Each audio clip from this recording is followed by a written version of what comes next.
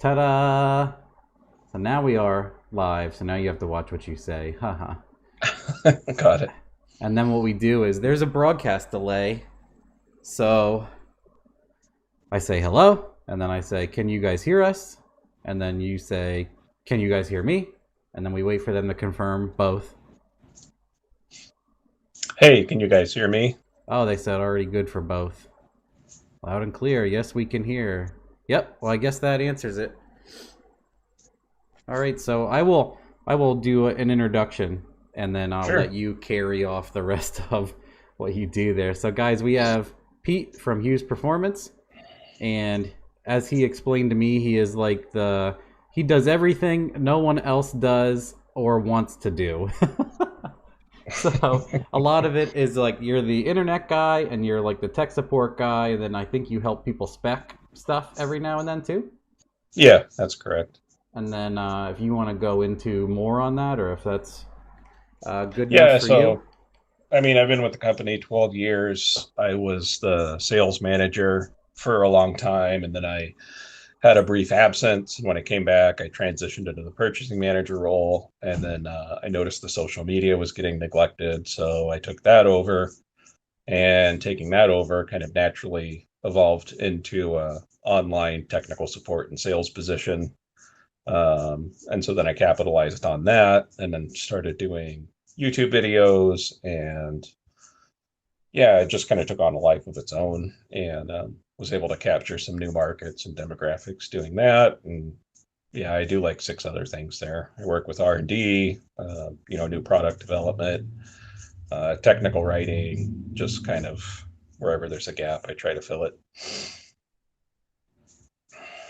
Yeah, it's awesome. I'm gonna do one of those polls soon here while you're talking. It'll be funny because Sure. they recently, guys, I was talking to Pete about this. They just added a thing that you can create a poll live and people can vote. So I'm going to try to use that a few times for fun. But my other questions were what did you do before cars, if you did anything other than cars? Because it seems like Jay did nothing but cars his whole life. He never had anything else. And what got you into cars, if you can answer that?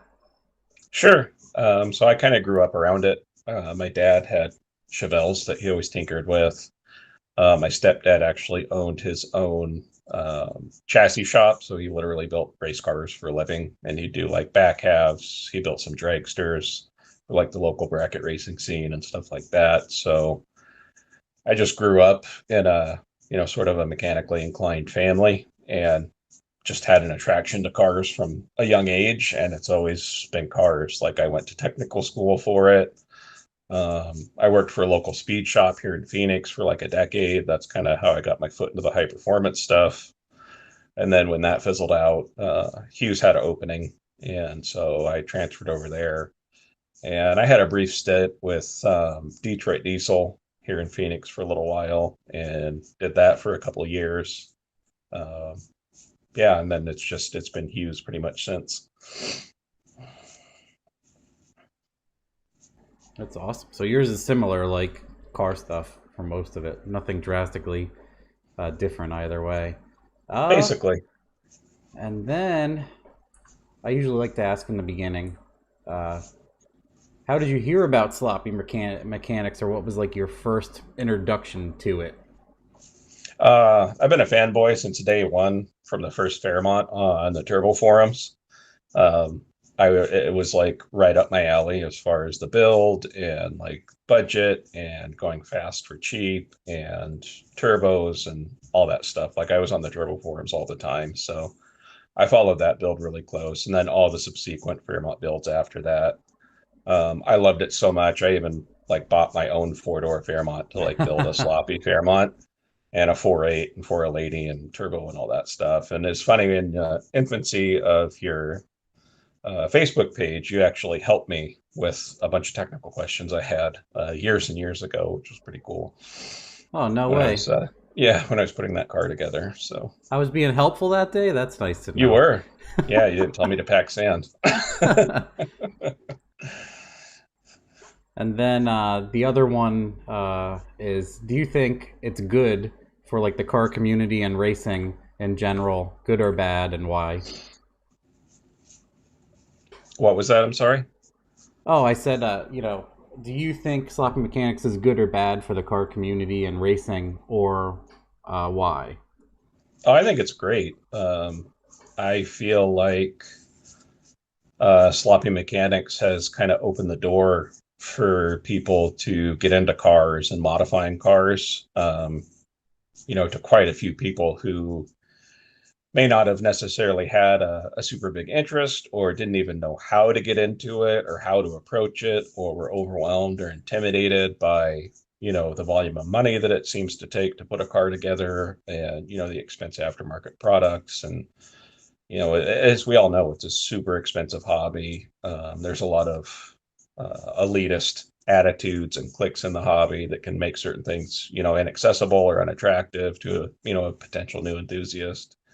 And so for a guy to be able to, scratch up a few $1,000 and put together, a janky street car and go out and have fun with it and beat on it and have a good time and enjoy themselves. I mean, that's kind of what it's all about. So I'm a big fan.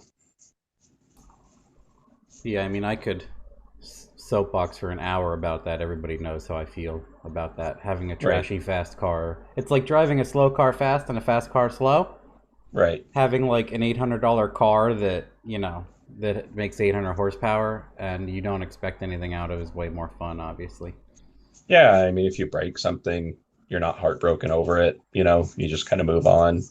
Like I appreciate the high end stuff, and like I'm a huge drag racing fan, and like fast radial tire stuff. I'm all into that, and like it has its place. So I don't want to take anything away from anything else anybody has going on. But the stuff that sloppy mechanics is about at the grassroots level and keeping things accessible and keeping things interesting and exciting. If we don't have that foundation to work with, then there isn't those levels to grow and evolve for those that are interested in going faster or building something fancier eventually, or just growing in general in the hobby. So All right, cool. Yeah, I mean, again, like I said, it's a bit. This is about you, and we won't fluff sloppy mechanics anymore. It's already our radio show. It's about you. And then this is one that I thought I was going to ask in the beginning. Someone in the chat asked it. Luckily, he says, "What was your first car, and what was the first car you put a converter in, and what is the first converter you spec'd for yourself, if you can remember?" Those are great questions. sure. So my very first car was a 1968 Chevelle Malibu, and it was all original when I got it. It had a mighty 307 small block and power glide and 10 bolt with 308 gear. And first car I can remember putting a converter in, that would have been my third car, which was a 71 Camaro. And I built a decent 350 small block for it. It had like a 411 gear and a turbo 350. And I actually put a Hughes like off the shelf 3500 stall in that car. And then first converter I spec'd for myself, I had a 1972 Pontiac Le Mans. That would have been like car number 4. And I had a nitrous Pontiac motor in that with a turbo 350, and I spec'd my own converter for that car. And I went through Hughes for that. It was one of their 9-inch custom builds. And that would have been back in like, I think 2000 or 2001, 2002, sometime then. Oh, that's awesome. We have a guy. If you've seen any of the other podcasts, Potato R33, he is here early today. Okay. I was just gonna write that. Tech Mark just wrote Potato is tagged in early. I was just getting on the horn to be like, man, this guy's in early today. Everybody better watch out. But it's awesome. Those are some pretty cool cars.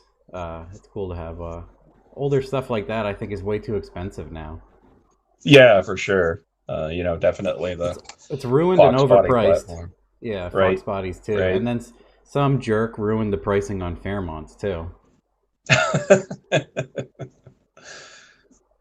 And then my next one is, we started to talk about it just to test everything. Is what's your favorite transmission, personally? And I guess that hinges on a lot of things, right? Like use case. I mean, maybe you want to go over that. Like if it's a street car, I like this, or if it's a drag car, I like this. But For sure. I mean, for my own personal preference, just for my own stuff and the type of stuff that I like to build, which is like, on the faster side, small tire, or more race car-ish stuff. I like the Power Glide. It's lightweight. It makes the car really easy to drive. They're super easy to service or rebuild in the event, an emergency repair is needed. You can get parts for them anywhere. There's less parasitic horsepower consumption. Um, they're really flexible in terms of starting line ratio, for racing applications and being able to run, a nicely matched low gear and rear gear combination. But, speaking more to the general masses, especially for enthusiasts who are into the sloppy mechanics deal, where you have something that makes 6, 7, 800 wheel, you like to drive the car a lot, you like to beat on it a lot, maybe you want to daily it. It's pretty hard to go wrong with a 400 and, a low 3 series or high 2 series gear, or of course a 4L80E, and you can run a little more rear gear with that. Obviously you have the advantage of the overdrive. So, you don't really have any bad options. I like them all. If I was going to build just a dedicated street car, I would lean more towards a 3-speed or, an overdrive platform for sure. all right, I did the poll for the transmissions in the chat. If you haven't seen the result, do you want to guess it? 4L80E. Yeah. So I did 400 glide, 80E, and manual, and Right. the 80E is 54%. A 400 is 20. A glide is 9, and a manual is 18. So that's funny because I'd say sloppy is mostly street cars. So Well, that's and where. the 80 makes sense because obviously, as you've proven, and a lot of your followers have, you go to the junkyard to get an 80, you put a HD2 shift kit in it, you throw all the power you want at it, and Yeah. they work great. So for the budget deal, it's pretty hard to beat. Exactly. So there was a good one here that someone just asked live that sounds great, and I've had this question many times in my head is why is it more common for, say, drag week cars to run a 400 and a gear vendors instead of an 80E? Is it because they sponsor the event, or is it 80E not able to handle, or, what is it? That is a good question. So for your I forget all the classes, the unlimited or whatever it is, where you really see a lot of the 400s and gear vendors being used, like the fastest class in Drake Week. Most of those cars are at a level where a 4L80E just isn't going to give you the reliability that you're looking for. Hard parts wise, in terms of the input shaft, the intermediate shaft, the drums, they'll take quite a bit of power. 2000 plus for sure. But they do still have a couple of weak links in them that are hard to get around. The overdrive roller clutch is a weak link in those for sure. All the power has to transfer through that roller clutch. It's a pretty small roller clutch, and it's just not going to hold the amount of torque that, say, a 6-second, 3,000 horsepower car is going to throw at it. Would it break the first pass? Probably not, but it's not going to be reliable enough to get them all the way through a drag week without a failure. And then, at those really elevated power levels, in my experience, and, people's mileage may vary with this, but it's hard to keep intermediate clutches in a 4L80E alive at those really highly elevated power levels. Other builders may differ, and, that's cool, but that is a weak link as well, in my opinion. Um, there's lots of different clutch materials and stuff you can use to get around that. But when it comes to the overdrive roller clutch situation, there really is no aftermarket solution, so to speak. So I would say that's the biggest Achilles heel for one of those type of cars. In the lower level stuff, 4L80E by all means is absolutely a valid choice. If you've got something that makes, 1,000 horsepower, 1,500 horsepower, even 2,000 horsepower, you can definitely make one live and be a viable option for a drag week type build for sure. Yeah, I would say, well, I gotta unmute myself there. I would say The intermediate thing, it's funny to hear you say that because Cameron takes his trans apart like once a year in his Crown Vic just to see, because it's a fairly Right. heavy car and everything else. And, he's so almost like mostly self-taught, a lot of tips and tricks from transmission guys. So he just likes to go through it and Sure. learn. Obviously, he's a trans guy, so he likes to learn. And he said, like, very little intermediate wear or whatever else. Or so it's funny to hear you say the same thing. Like they do wear those out. And then I would ask on top of that, what's your opinion on the gear vendors?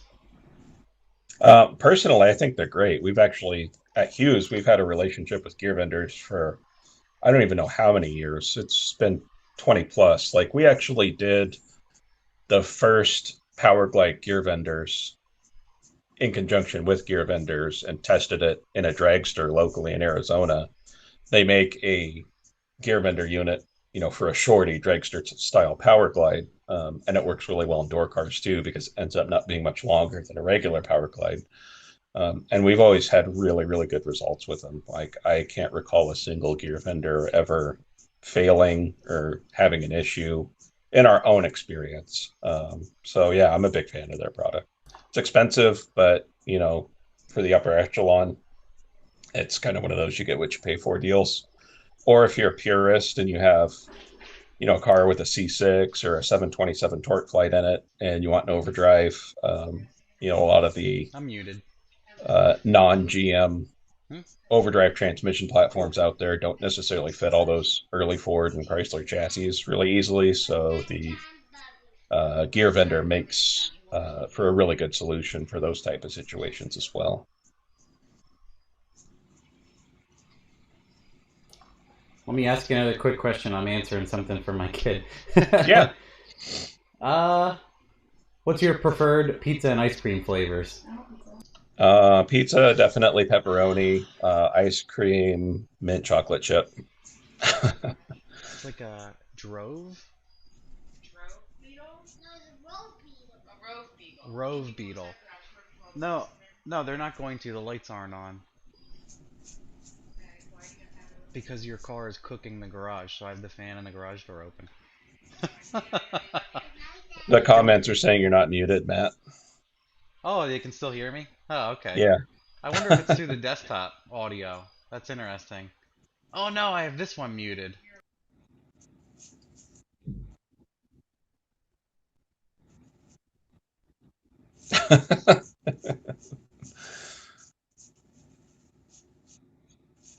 They're saying yes.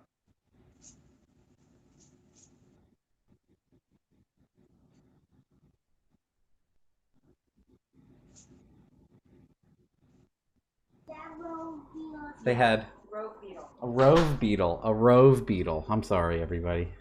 You're good. Yeah, he's going to bed, and we found a beetle today, and he's like, "Dad, what's the name of the beetle?" Like all he wanted to know before he goes to sleep is what the name of the beetle we looked up was, and I said Grove or Cove, and he was like, "No, it's a rove beetle." And I'm like, "See, you already know. Like, what? Why you gotta toy with me like this?" He was testing you. Yeah, he does that often.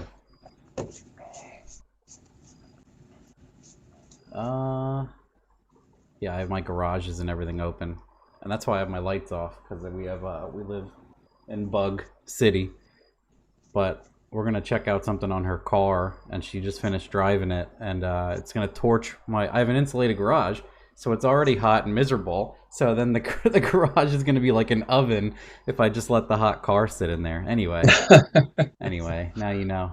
She's like, "Close your damn garage doors," and I'm like, no. Well, valid thing is she probably thought I forgot them all, so Right. I'm terrible with that. So there's a reason today. Yeah, I'll do that. I was thinking about doing the pizza question in the chat for fun, or some stupid things like that. Sure. Yeah, that's what we always do. Interesting questions in between to try to make it not all deer in headlights technical answers. So now we have. When do you want to do the Paul Broomy gambit, and do you want to take it in servings, or should we do like a lightning round? No, I'm game for whatever. I have him at the top just because immediately when I posted the video, he sent me all these questions, so we should probably Yeah, for sure. Let's go do over it. as many of them as we can. Uh, is there a time X, like X range, for if dumps open should equal that time Y for the converter to be fully refilled?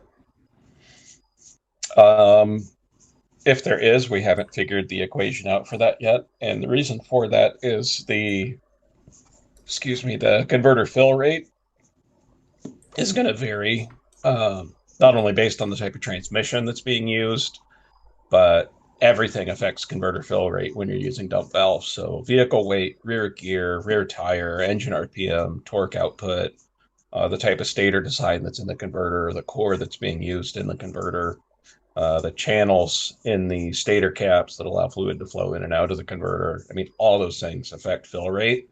So you could definitely establish fill rate for one specific combination, but that's going to vary literally for every car. Huh. And then, yeah, I want to go into a whole thing on dump valves. Maybe we should answer some quick ones in the chat then. Sure. Do customers generally control dumps with PWM and gradually pulse them back in, or are they often just open shut? So for all of the customers I help with dump valves, most of them are running PWM. A few use them just open shut just for staging purposes. But our valves work really well at a 10 hertz setting, and PWM works really fantastic. It basically gives you another element of traction control. So, and no prep and street racing that's just been on fire lately, where you're racing on really bad surfaces and you have a lot of power available. With dump valves, you can leave more power in the tune-up and then lean on converter oil management to help manage how aggressively you're accelerating the drive shaft. And that's where PWM control really comes in handy. If you're more of a prep drag car, or radial car, or whatever, you may just need them, for the staging event, like a mod motor with like a 98 millimeter turbo and a 275 radial car, and it has a hard time getting up on the converter. The dumps can help for staging, but once the pipes are lit and it's making power, where the converter is designed to operate, then, you may not need the dumps later down the track. So, but yeah, I'd say the bulk of people we service are going to be PWM. I have a quick one to ask on top of that. Have you ever seen anybody do, well, are most people doing a time-based fill to turn the dump off for traction? Generally, yes. Okay. And with Holly, with the new V6 software, they actually have dump tables in the Holly now, so you don't have to go and build your own advanced table. Yes, which is I pretty did see cool. that. That is incredible. But I have customers that use like a nitrous progressive table to run them. I mean, there's a lot of ways. I have some customers that have done their own advanced tables using boost versus speed. That works really, really well, especially in like a street race car. So they're proportionally PWM the valves based on their wheel speed versus the amount of boost that the turbo's putting out. That's what I was going to ask. If people have like two strategies, or if Yeah. people are doing, I was going to ask the same thing. Like, I know you can't really, if you wheel speed, like if you spin, you can't pull the fluid out of the converter because it'll just make it looser. But I was asking that you answered it all already, that they do like 20 different things. So Right. it is cool to know. It is definitely, because I was going to say, like, if they are using a Holly, and if you talk about if you're smart enough and it exists, you can do it. You can create a table or whatever else. So Yeah, for sure. I was going to say, if there's strategies that people will actually share or you will share that are oddball, so that, yeah, that is cool. Yeah. And Haltech will do it. Fuel Tech will do it. I'm sure you could do it through like MS3 Pro. I'm not really familiar with their stuff, but there's a lot of options. And then also for like the people who are idiots like me and replace EFI with a blow-through carburetor, and they want dump valves and dump valve management, PWM. We actually have our own dump valve controller too, which will give you PWM. So Oh, that's you have awesome. a lot of good options. like a little nitrous. You could probably buy like a nitrous outlet controller to do it. Yeah, I've had guys use nitrous progressives to do them too, for sure. And then, uh, yeah, there's a bunch of interesting ones about that. Who has the strongest meme game out of both of you? Uh, Matt, for sure. Well, that's a very nice compliment. Do you make most of yours? Yeah, Yeah. I steal a lot for my own personal Yes. enjoyment, but the car-related ones, I mostly make them all. I think sometimes people are surprised to hear it because I'll make 20 of them some Friday nights and post them all. And Yeah, exactly. they're like, You where do know, you get these? And I'm like, I've just made them over the last yeah, 3 minutes. like I get bored and I'm sitting on the couch and all of a sudden synapses start firing and I'm like, I gotta make memes. What I do is I use that. You can basically tell I made it because I have like the unlicensed version of Mematic, and it says "made with Mematic" down in the lower left on every one of my memes. But I scroll through them, and when I see one that makes me laugh of a scenario, I just type it and make it.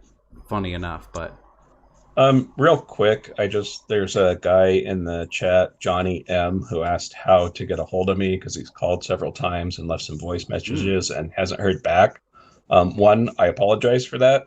And two, best way to get hold of me is to hit me up through Messenger on my own personal page. Or I also manage the Hughes Facebook and Instagram pages. You can send a DM there too. That's always the best way to contact me as far as like getting the quickest response possible.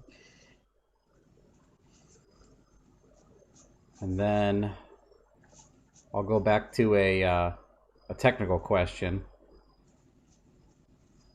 People say that Turbo 400 suck too much power is something I hear a lot, especially when it comes to putting one behind a small cube engine. If you had the same 600 rear wheel horsepower small block and the same converter and each had a Powerglide TH350 TH400 4L80E behind it, which box translate to being more efficient in delivering all the power the engine makes to the rear wheels? That's a good question. Powerglide's going to be number one for that, only because it has the lightest rotating mass out of all three. So obviously, anytime you're spinning less mass, you're consuming less power to make that mass rotate. Turbo 350 would be behind that in terms of efficiency, again, because it has lighter rotating mass than a Turbo 400 does. 400 would be third in line, and 4L80 would be fourth. And again, it all comes back to rotating mass. Yeah, so just more the more for mass those you things you're spin, spinning. Okay. Do yeah. you And know? so, Oh, go. go ahead. Do you know roughly the percentage? Like, have you done enough research on like one of your converter or engine dyno setups? If you can measure the loss at the end, like if you have the same motor that you spin all those transmissions with, or is it electric? Have you seen like a rough percentage per transmission or per planetary or per clutch pack? Like, is there some a metric that you can use? I mean, just generally speaking, and this is more based off just seeing customers like back-to-back stuff on Okay. chassis dynos, Mm-hmm. like they switch from X transmission to Y transmission. Yep. Generally speaking, like a 350 over a glide is probably like 10 to 15 horsepower at the tire, generally speaking. Less 400 to a power glide could be 30 to 40 horsepower less. And that's at Uh, what horsepower? Your typical street stuff, Eight like, fifty, 1000.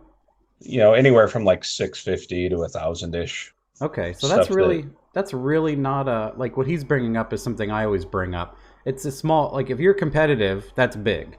But if right. you're whoever and your car is 2,900 pounds, 3,500 pounds, it doesn't matter Right. at all. The weight Yeah. rotating thing is a mute point at that. Yeah, it's really more of a relevant topic to, racing specific applications where, you're chasing literally hundreds of a second. But Yeah. for a medium to high horsepower street car, if you want an 80 in there and it's going to suck 50 more horsepower, Yeah. put two more pounds of boost to it. I mean, it's, not a big deal in my opinion. Yeah. Interesting. Yeah. And then, getting into the racing stuff with all the aftermarket components available for the 350 and 400, you can get one of those transmissions, almost as light or as light as a Power Glide in terms of overall mass, which is going to, obviously consume less power as well. So with all the parts available today, there's so many good options. Oh, we got a guy donated $5. So whenever people donate and ask a question, we ask it immediately. Sure. Since they're paying for a first class here, right? Right. Did you see it? It says, I'll Yep. say it out loud so everybody can hear it. And then also because I make these podcasts after. So Jameson says, how long can the converter run with limited flow oil or dump valve on without overheating or having issues from lack of lubrication? Thank you. That's a great question. So, in a drag racing application, whether we're talking, a track car, a no prep car, street racing, whatever, an eighth mile racing being the popular format these days, we're only talking about, having something active for, 4 to 6 seconds at a time. So we're not dealing with a long time duration. And even with the highest flowing valves possible, I have yet to see a situation where you're going to totally starve the converter of oil. Like the flow rate from the pump in the transmission and the regulator system is always going to exceed what the valves can physically bypass. So you're never emptying the converter, in my experience.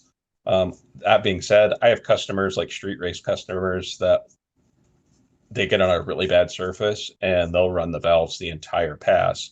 Granted, they're running them PWM, so they're tapering them shut and the converter's recharging with oil.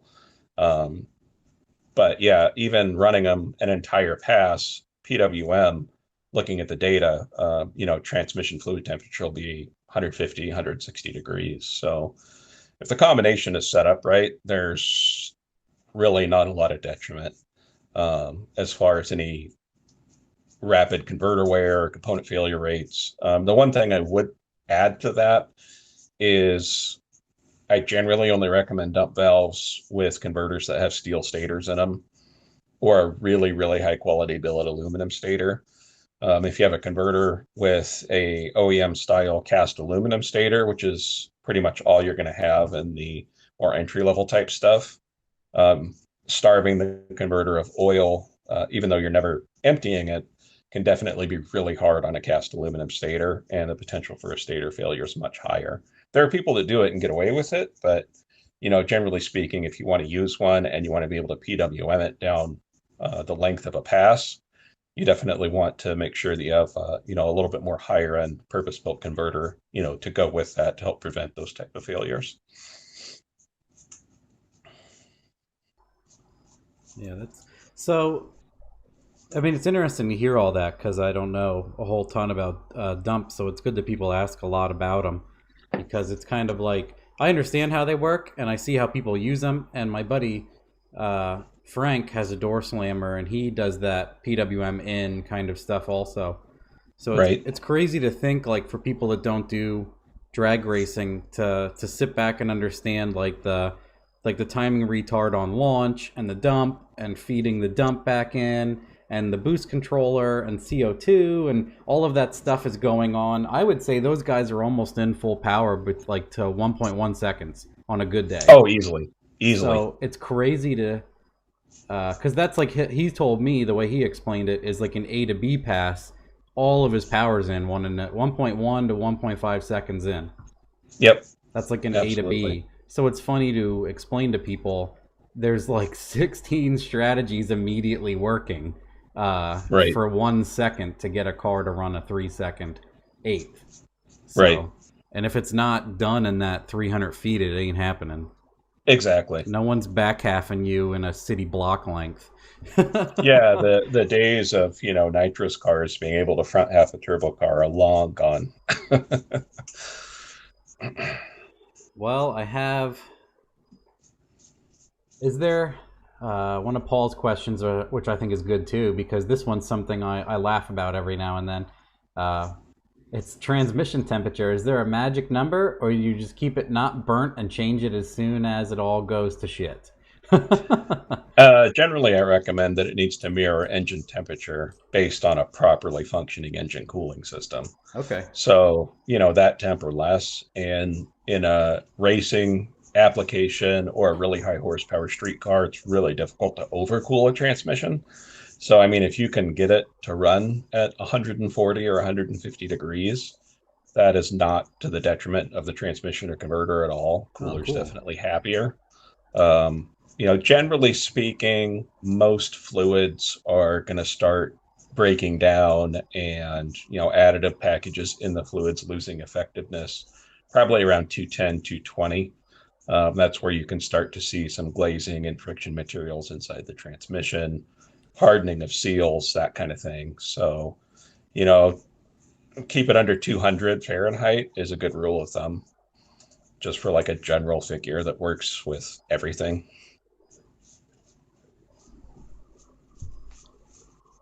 Oh, okay, this one's a good one. So this is from Brian. He says, I wish I had a specific question, but maybe you can continue the conversation that you were having with Cameron about the relative relationship between final gear ratio and converter selection for a SBE turbo build. I'm sure it will be talked about plenty as well, but also on how converter selection plays a huge role on helping a turbo SBE live. Sure. So, in terms of building converters for SBE applications, um, RPM is your friend, keeping an SBE combination alive, in my opinion. You want as you well know, keep peak torque down and have the power event come in the higher RPM range, so we're not exposing the connecting rods to excess cylinder pressure at too low of an RPM to where they're going to want to fold up. Um, so the converter needs to be able to have a lot of flash RPM initially to help take load off the motor and get the RPM up quickly. And then it needs to have relatively minimal RPM drop on the gear changes because with RPM drop, we're slowing down the piston rapidly, and that really stresses out the connecting rods in an SBE deal. So if we minimize that shift drop, then we're going to keep piston speed up, which is going to keep the connecting rods happy. So like in the really, really fast SBE stuff that you see out there, like the record holder in the eighth, John Capizzi, has been 450 with SBE 5.3. That's something that needs to flash like over 7,000 RPM at the hit and, needs to drop less than like 600 RPM on the gear change to help keep the motor alive. That's like the extreme end of it. But, general rule of thumb for a lot of the listeners here that have, like that 600 to 1,000 horsepower type combination, typically, you're going to want a converter that flashes, at least 56, 58 in my experience, and drops no more than 800 or 900 RPM on the gear change. If you can tolerate looser's better as far as keeping the combo happy and alive. But yeah, they definitely need a loose converter if you want to run fast and you want to be able to, make a bunch of hits on it without killing the motor. And then of course rear gear affects that. Everything needs to be matched so that the converter has, proper load on it. Basically, less ratio is more load on the converter, more converter slip. More ratio is less load on the converter, less converter slip. And it's all about finding that happy medium. Like you could crutch a really tight converter by taking rear gear away to make the converter slip more. Like if you're in a jam, to keep the converter loose and keep from dragging the motor down. But ultimately, an SBE combo with the correct matched parts front to rear is always going to ET quicker and mile per hour more than something that has less than ideal parts that you're just trying to, make work to keep things alive, so to speak. Yeah, and I would say, I mean, I usually, like Cameron and I usually bring that up. We've learned not to fold them. You guys know way more, but it's a similar thing we found out. Like I say, in that horsepower range, you want to see 6,000 when you let go. Like you never want to see, if you can, I like to get a converter that never under power wants to go below 6,100. Like if you throw high, like you can leave off a brake and throw high, you never want it to dip, like you said, like just there all the time. And then that's something I did from experience when we did 8s for 8. I did a looser style converter and I put 327 gears in it Right. to keep Right. it. It's funny what I've learned, but shorter ratio would actually couple better and possibly have more RPM drop. Do you Right. agree? Yeah. So I was like, I'm going to put a 327 in to kind of bully the converter higher, and then throw like mid 7,000 shifts. 100%. Yep. And that's Yeah. exactly, as long as you're, not obsessing over data and, living or dying by the converter slip number, Yeah. for a budget deal, that's a great way to do it to keep everything live and happy. 100%. So I'm learning in the right direction. Yeah, absolutely. uh this is a good one. It goes with nitrous car instead of like 99 turbo car connections. So Justin says, what are the internal differences in building a nitrous converter and one for turbo use? Also, what do you recommend? We'll go over that at the end. He's recommending an exact combo. It'll be too hard to remember. Uh, Sure. so if you want to talk about the differences between a nitrous and for turbo, and I would say we're going to generalize for a stock bottom end car because that's the people Right. tuning in, right? So you know what to do. Yeah. So for, SBE type stuff, I guess going backwards a little bit in the industry, it used to be there was this big spread between turbo converters and nitrous converters and procharger converters and all of that. And honestly, with modern converter technology, the way converters have evolved, modern stator designs, in terms of talking about purpose-built converters, not off-the-shelf stuff, there's much less difference than what people may think or what was traditionally viewed as far as converter design goes. So, we have converters that um, you could put in, a turbo car, a nitrous car, and a blower car and not change anything, and they'll haul ass in every combination without a single change. That's a broad generalization. Of course, every combination is going to potentially want something different.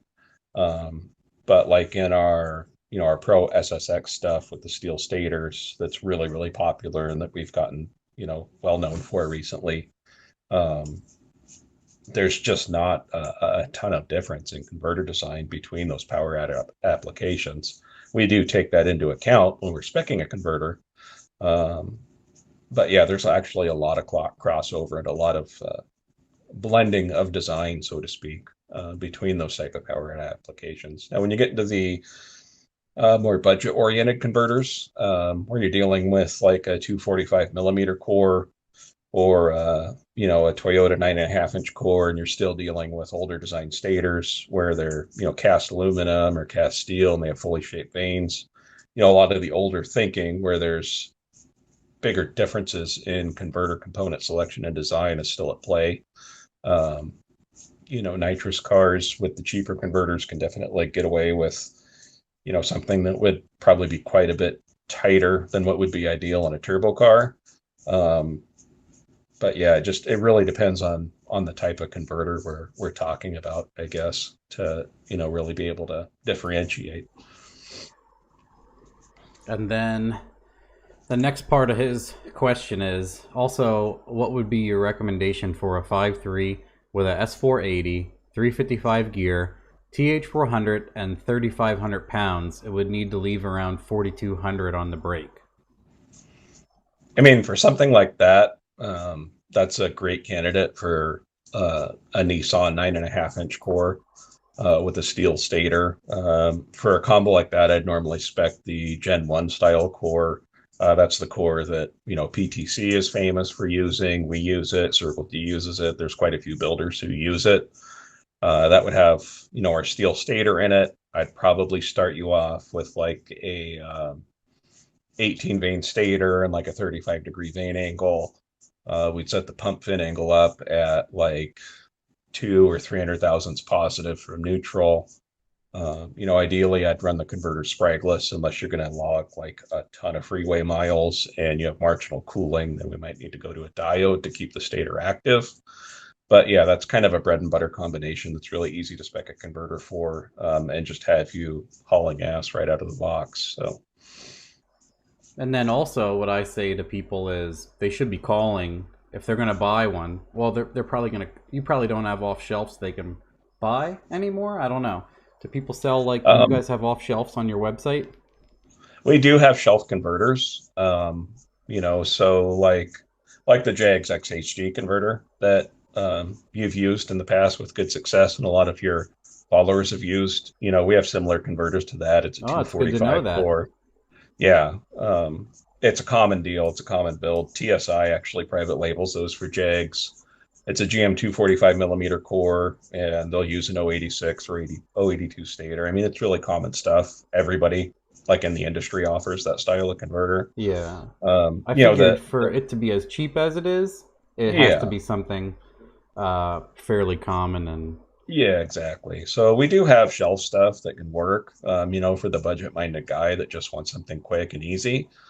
But 99% of the time, honestly, a purpose-built converter is going to outperform a shelf converter, in any power add application.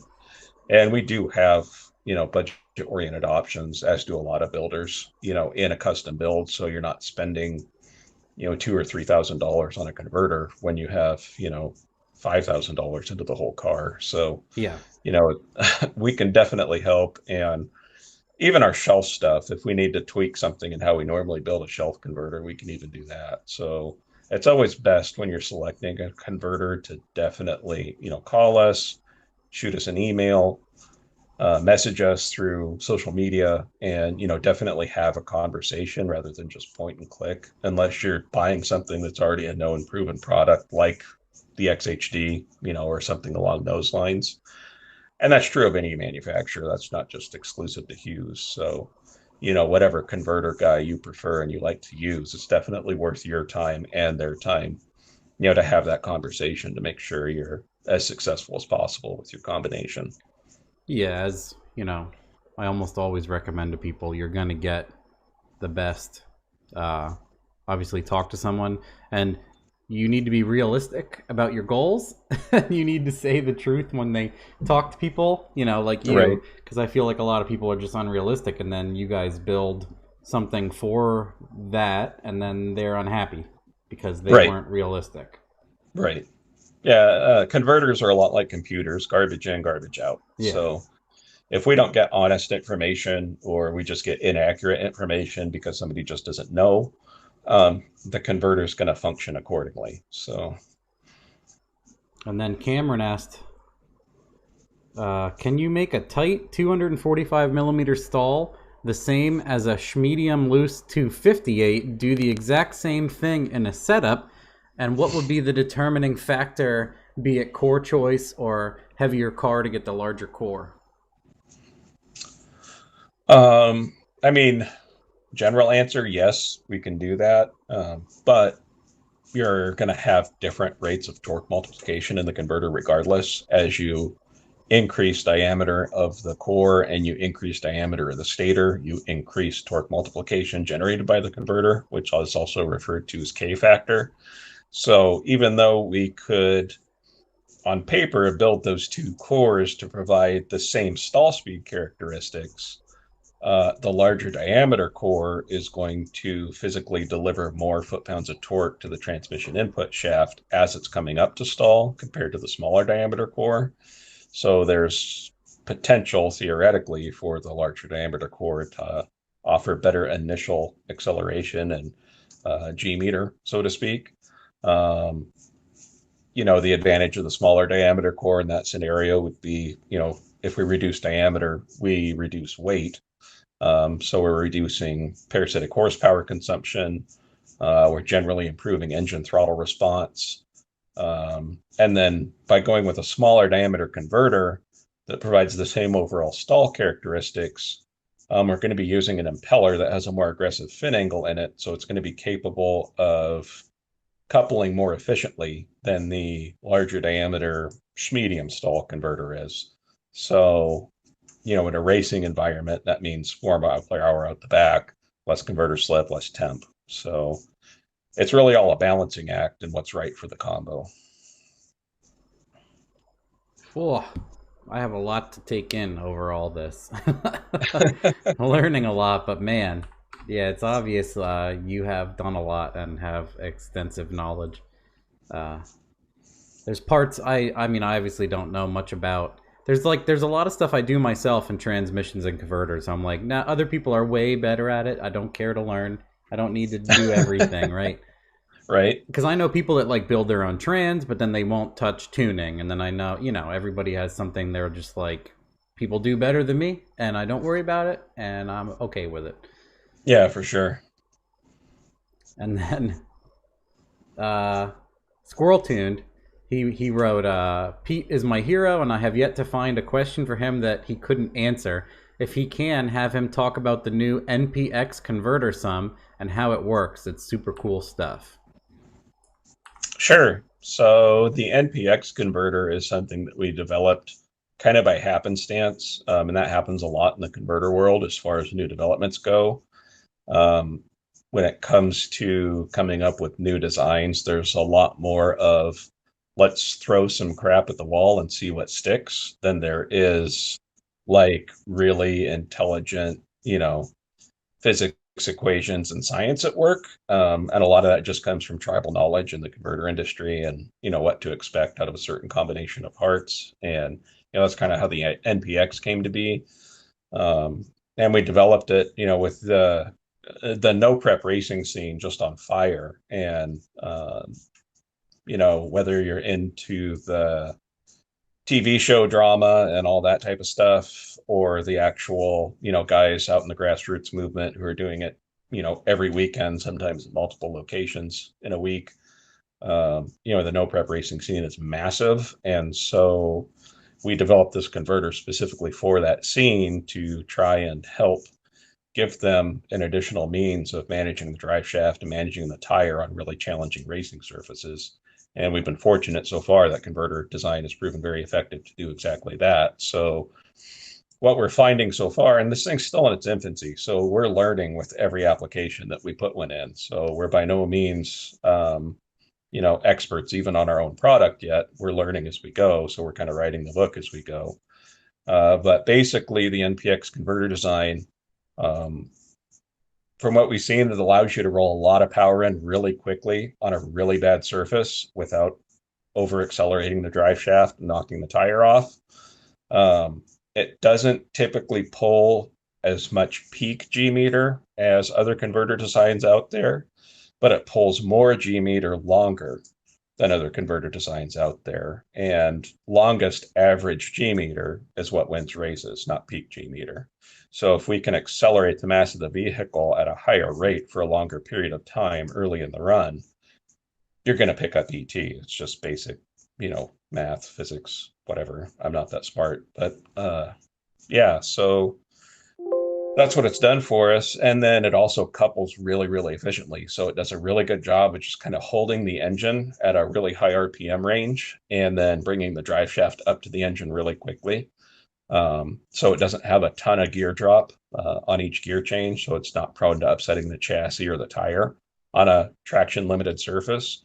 But I have some cars that are, pretty well into the fours on 10.5s, running over 150 mile an hour on a real no prep surface and still couple, 2.5 to 4.5% at the stripe, which is huge, and don't have any problems knocking the tire off. So it's been a pretty cool design for us so far. And we've ran them in some turbo stuff and we ran them in some nitrous stuff. I haven't put one in a blower car yet, which I'm excited to do. But we've just been really fortunate that everyone we've built so far right out of the box has just kind of been a home run. So I would attribute that to us being more lucky than good, but I'll take it. Oh, I was trying to reply to him, but there was a guy in here that says, could a dump valve be used as a traction control device without a two-step or trans brake? A dump valve? Oh, And I said, yeah, I was going to say, but now he'll hear it. Because, yeah, absolutely. I was just going to type, Absolutely. but we talked about it earlier, if you, whoever that was, if you want to rewind. And then another one is from Mountains Garage, he says, do you have a chart mixed with experience to choose the proper converter parts? So on the dump valve question, as far as needing a two-step or a trans brake, neither one of those are needed for a dump valve to function properly. It's basically its own thing. And, just a quick explanation on what it's doing. We're basically just putting a bypass valve in the circuit that fills the converter with oil to make the converter cavitate by bypassing the oil that's going to it. So that increases converter slip, it decreases converter coupling, and it allows you to manipulate the converter oil so that the converter is accelerating the drive shaft less aggressively. So if you want it for a means of traction control and you have no two-step and no trans brake, by all means, you can still run it PWM through an engine management system or a controller or whatever you want to do. So yes, 100% no issues on that. And then the second question, I've already spaced it out. What was it? Oh man. He was just asking about a chart. Or did I miss? Oh, chart. Right, Yeah. right. Thank you. Yeah. No, I don't. And it's not that one can't be made. With the power of even just Microsoft Excel, you could actually build a pretty reliable tool in a spreadsheet to, help with the converter selection process. I don't know if any other manufacturers have done that. We haven't. It's something that we've talked about doing for a long time and want to do. And just with the number of staff we have available and as busy as we are, it's one of those projects that we want to do and just haven't had time to put it to paper. So is it possible? Yes. Have we done it? No. And then we got a guy.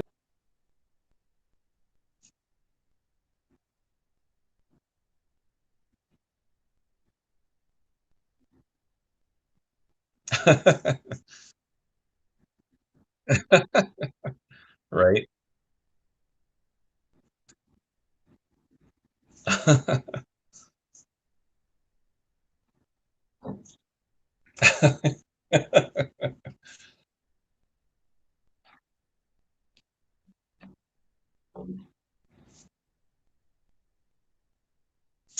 Worst one I've personally seen. Oh wait, I was. You could hear me, but I was muted for everybody else. Okay, I'm terrible with the mute today, guys. no I problem. know, everyone's bashing me. I just looked up and went to mute and saw that it was muted, and then immediately the broadcast delay. Everyone's like, "You idiot, can't hear you." Bastards Inc. hit with the donation, guys. Pete says, he says, Pete, what's the worst catastrophic failure that you have witnessed? And thanks everybody for the knowledge nuke. So the worst one I've personally seen, the most impressive one I've seen would probably be in a dragster, and it was a power glide, and it actually broke around the bell housing and flipped the transmission upside down in the chassis with everything still connected. So that was pretty cool. That's incredible. So you could Definitely. still put it in park? It was. He sent us pictures from the track, and it was pretty impressive. So that was like the most entertaining one, I guess. That's incredible. As far as like most catastrophic, probably we do get into some. Naturally, we're in the desert. We're in Phoenix, Arizona, so we do like desert racing transmissions for off-road trucks. And there's a racing series called King of the Hammers, and then there's another like a class called Ultra 4 Racing. I'm not that well versed on it because it's not my thing, but those guys know how to tear up a transmission really bad when you're out bombing through the desert at 120 miles an hour, going through dunes or whoops or whatever. Or the king of the Ultra 4 stuff is like short course racing. And like jumps and like imagine a BMX track, but you're taking off-road vehicles through it. Those guys can really tear some stuff up. And we had a Turbo 350 come in where the entire rotating assembly had physically friction welded itself together. And we couldn't even get anything out of the case. Like we had to throw the entire thing in the dumpster and just start completely over. So that one was pretty rowdy, and the smell lasted like a week in the shop.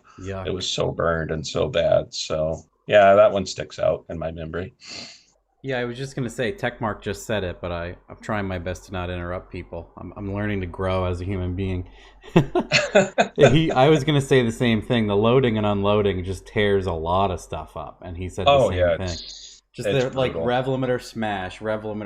Because what's funny Yeah, is Tom Nelson did that video, which I thought was amazing, where he had that car making like 1,000 horsepower loaded on the engine dyno for like an hour, right, just completely slammed at 1,000 horsepower on the water brake, and right. they put it in it was for a boat, and they put it in the boat and blew it up, which I'm sure was the just continually letting it rev limiter and drag down, rev limiter, and it's Exactly, hard. He can't really tune around that unless he went for a drive in it. But yeah, incredible. exactly. Because everyone's like, I posted the link, and then everyone's like, oh, it failed. I'm like, oh, that's who knows the.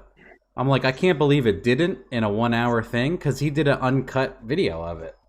Right, right. Yeah. So anyway, oil or whatever, gravity, blah blah blah. Where was a good one? What is I'm gonna ask. So now we're gonna do a non-serious one because I don't want to. Sure. Like I said, it's good to break it up. So Potato R33 goes, "What's your preferred non-hammer smashing implement?" Crescent wrench. Ah, yes. Yeah, Good old or a ratchet. Either one. whatever I'm holding is the one I Yeah, use.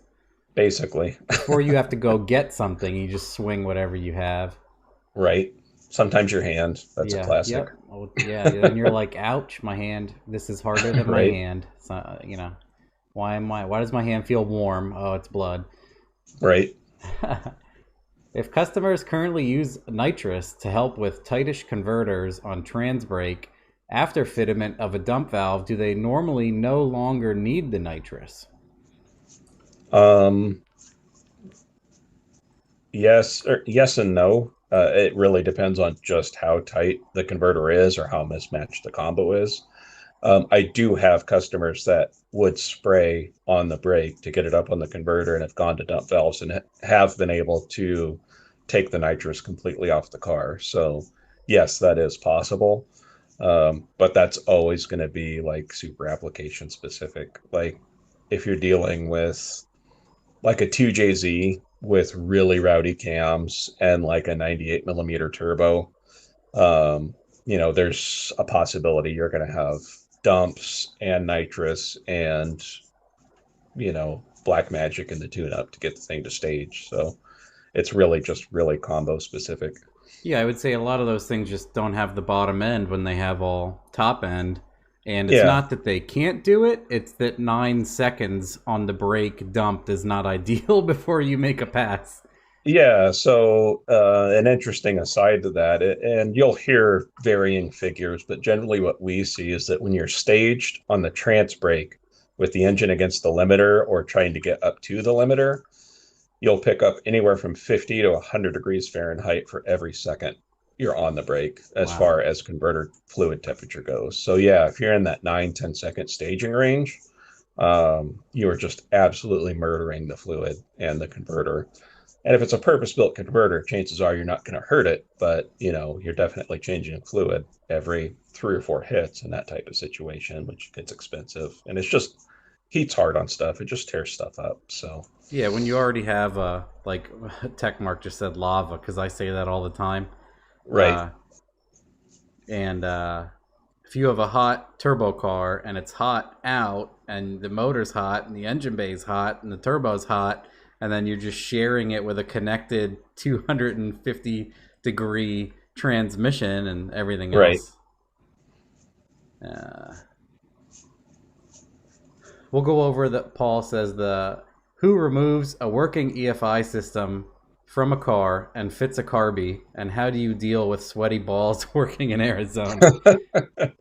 I'm the guy that does that mostly because I like to go against the grain because I'm a difficult personality. Yes. So, I know from your posts where you're like, yes, right. I know. Yes, I don't care. And answer number 3 is because it makes you all insane. Right, right. And honestly, I just really love blow through carbs, and I've always wanted like a really high end blow through carb deal. And I'm finally at a point in my life where I have the means to do it. Does that mean that, I'll probably go EFI at some point? I mean, maybe, I don't know, but I just really dig them. I'm not like into the whole, carbs versus EFI debate. I mean, EFI is clearly superior in so many ways. I don't even really see it as being relevant for an argument. The only reason I do it, I just like it, and I'm stupid. So, yeah. And then as far as sweaty balls go, you just kind of learn to live with it. Yeah, there's you no other know, way around it there. yeah, loose clothing, boxers, not briefs, go commando if you have to. I mean, whatever it takes, definitely you're aiming AC vents up your shorts on the ride home. Yeah, so All the standards. adapt. All of your, it's a whole what's it, one of these pros cons. Like the weather's Right, mostly nice, the roads are great, but it's hot. Blah right, blah blah. right. I like the heat over being cold, so, sweaty balls, that's an acceptable consequence. Yeah. Well, in my opinion too, like I was just telling you about how humid it is even right now in here. And I've been like Scottsdale and stuff like that, Yeah, yeah, and it's just the difference in humidity is just unbelievable because here it's so humid all year. yeah, I don't know how you do it. And then when we were there, people are like, "Be careful out there. It's like 28% humidity." And I was like, "Are you? Is that a joke? Are you all being facetious? Like, is that?" And they were like, "No, it's 28." And I'm like, "Okay, I don't think it ever goes below 85 here most of the time. If Right, it's an incredible day in fall, maybe it'll go to 55." right. But yeah, I'm ready to go somewhere where it's not like this. I don't mind cold or heat, but the humidity thing is just awful. It's awful. Yeah, I don't want anything to do with humidity. It's garbage. Yeah, like I said to you, it just feels like you walk through a sprinkler everywhere you go. Right. Like even though it's not hot right now, it's 76, but it feels like when there's dew on, like if you get a cold water bottle and set it and it's just sweating, like that's Yeah, what it's like here all the time. It's it's disgusting. just gross. I love when people are like, "Oh, you don't know the South, blah blah blah," and I'm like, "It is disgusting up here." And then we have like almost negative degree temps. Like it's easy to hit the teens in winter, and then it's easily over 100 a lot of days in the summer, and the humidity's through the roof. So our roads are Right, destroyed, and yeah, the temperature right, swing, people will freeze, and then they will cook to death. So I'm like, right. you guys have one or the other. We have both. Oh yeah, and I like what you were saying. Like it makes sense. I like when people can just admit that. You're like, I just want to do it. I've never done it. I want to learn it. The blow through carb. Right. You're like, I just want to do it. And you were Yeah, I saying, like learning. especially if it's fascinating and you know nothing about it, it's trust me when I say I don't mind working uphill sometimes. Right, right.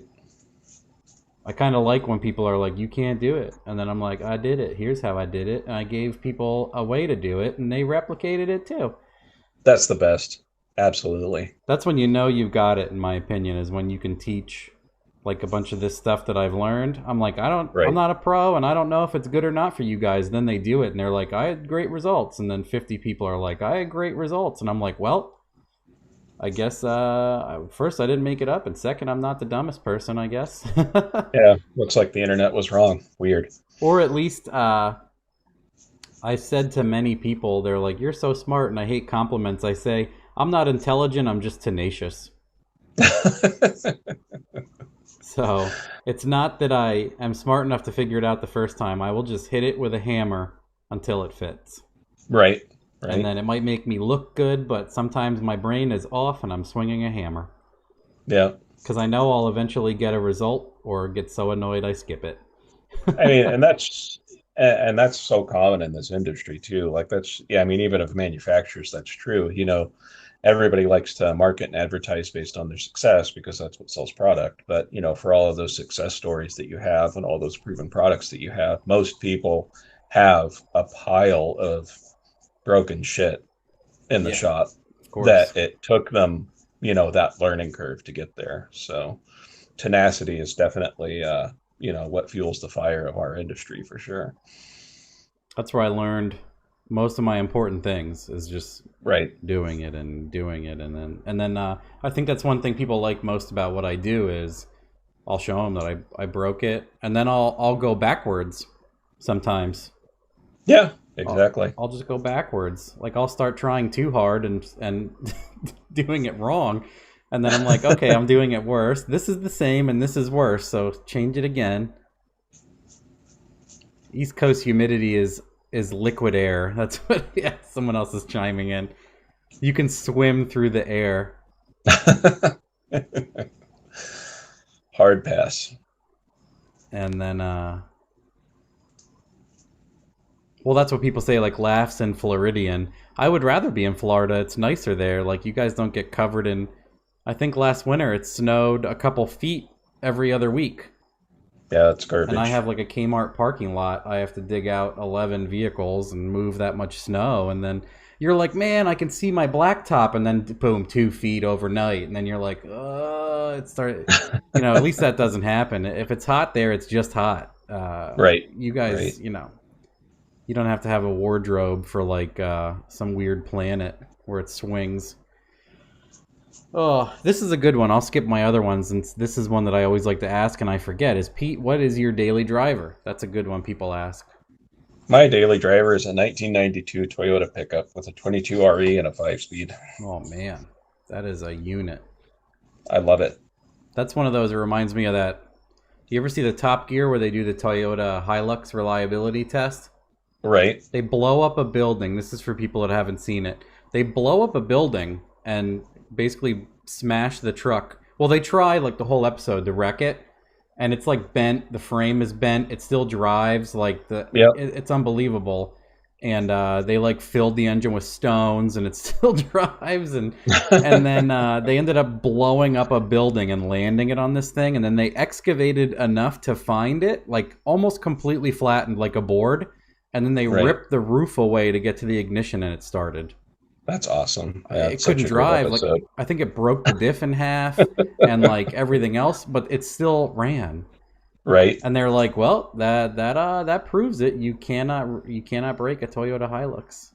Yeah, if I ever wear it out, I have just a Gen 4 4.8 deal sitting in the garage that I have aspirations to swap in there eventually nice. Get something else for a daily. But that's a ways down the road after I finish the Camaro. And then to tag on to that, someone just asked, what was your first car? Which I know you answered, but it was like in the first 3 minutes, probably. Yeah, so it was. A lot of people chime in later. It was a 68 Chevelle Malibu.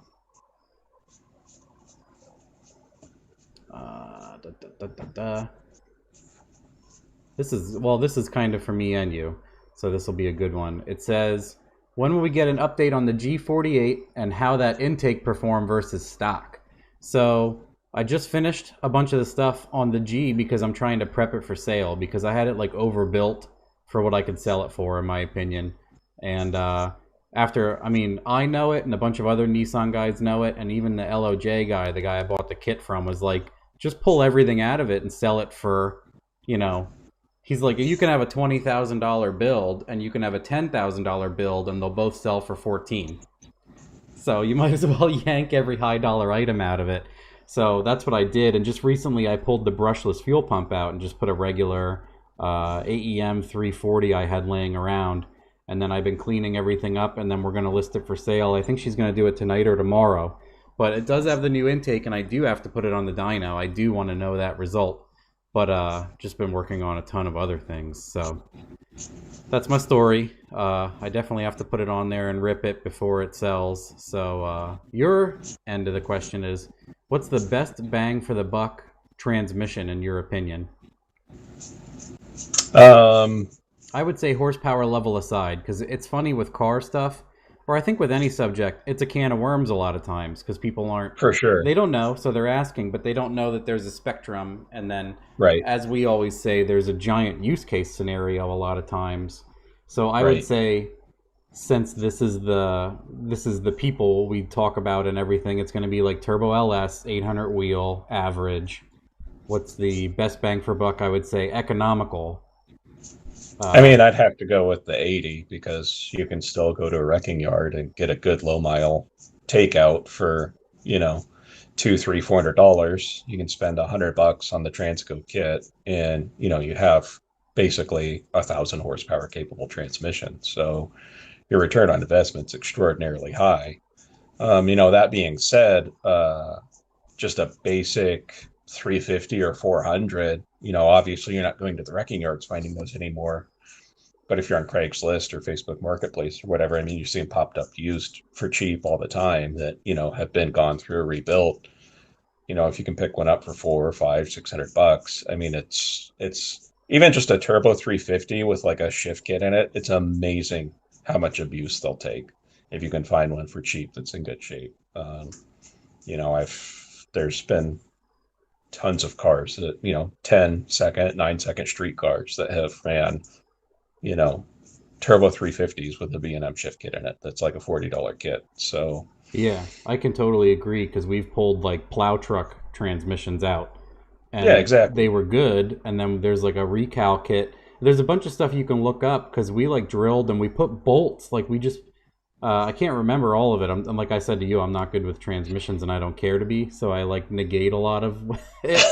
But you can like plug it's like a dual feed mod and adds pressure and it's the Yeah, yeah, double lubricate, whatever. exactly. It was very simple and we didn't even get mostly a kit. We just like ran bolts and stuff and drilled the Right, holes and like right. we did awful things like screwed rusty 3/8 things in and that it worked fine. The same thing, nine Yeah, I ten mean, second transmission. all the shift kits that are out there all started as like tranny builders doing home modifications. So you're Hmm. just buying a prepackaged, modification that some guy came up with in his garage at one point. So yeah, if you have the knowledge or have the ability to access that knowledge, you can for sure do, what might appear like really janky stuff and end up with a surprisingly good result. Yeah, someone else said it's hard to even find one here. Everybody wants them. So that can be Right, applied to both scenarios. Sometimes ADEs are really popular in an area and the right, price is through the right, roof. And then sometimes, for whatever reason, people want all the TH400s and they're through the roof. And then right. I've gotten lucky. Like you said, I'm 50-50. What I always say to people, so I'll chime in with my advice because this has worked out for a lot of people in the past.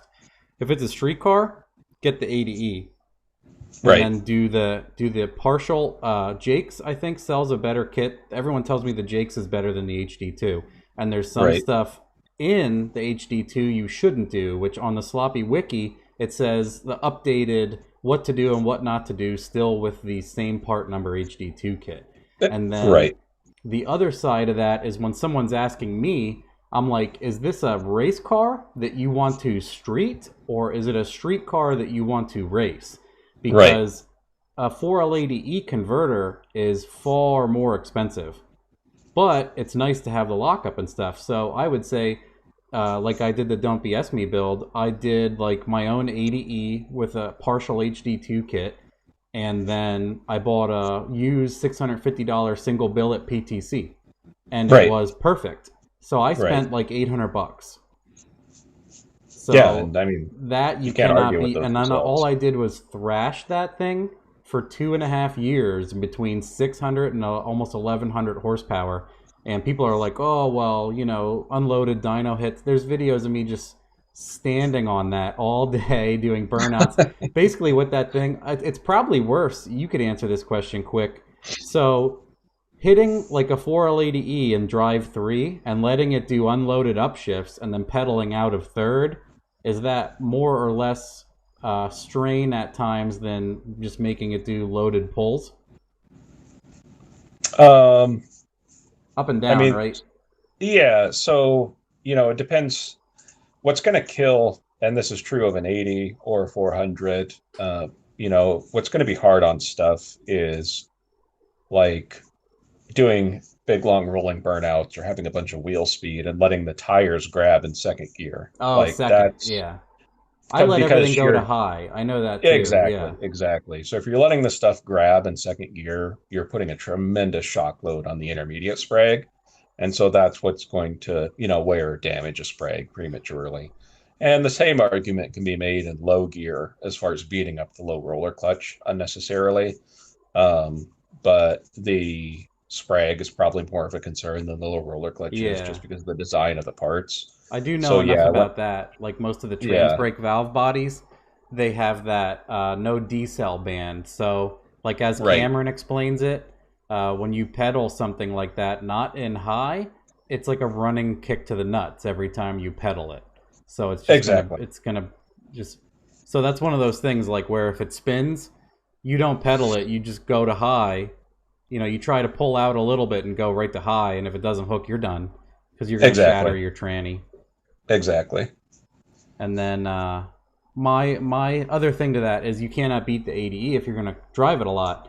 But if you have a serious build, you're going to need like I would say you're dumb to not to have like an ADE and a big end build and not have a triple billet lockup is dumb. Right, Like you should just go right, big because the right. capability of the tranny is there. So why neuter yourself with the converter when you're already at that Exactly. point?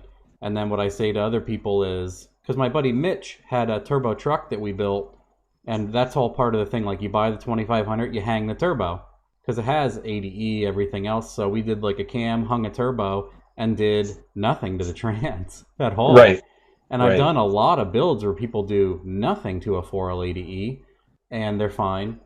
And one or two of them I tuned. They put like 7,500, 20,000 miles on it, and all they do is rolling burnouts and tow trailers and everything. But if you're gonna race it, I say like if you want it to leave worth a damn without lots of experimentation of foot braking, you get a Transbrake 400 and one of those Jegs right. XHDs, and Yep, then you're at the same price usually as a junkyard ADE and a triple billet. You're right around 1,500 usually. for sure. So Yeah. that obviously coming off of a brake is going to launch a car better. It's going to be cheaper to fix the TH400, blah, blah, blah. So that's what I say to people. That's the line in the sand. If you're going to race it a lot, you're probably going to be annoyed without a brake and an ADE and spending a lot on converters. And then what he ended up doing is I said, sell the ADE. And so he sold the ADE for like 650, bought the converter and some other stuff for the TH400 and almost made money switching Right, because right, ADE is pretty desirable up here because you have four-wheel drive plow trucks where people are like reverse drive, before anything even fills. right, So they just spit the ADEs and buy another one. right. Those are my 2 cents on the ADE. I think that ADE and the 400 are the best bet in my eyes, depending on what you're doing. Uh, I was looking in the chat, see if someone said, Barumi's Garage is in here. Hey, Paul. He says, knowledge bombs. I understand that you're flat out with work, but when will we see future tech videos on YouTube? I need to get back to making those.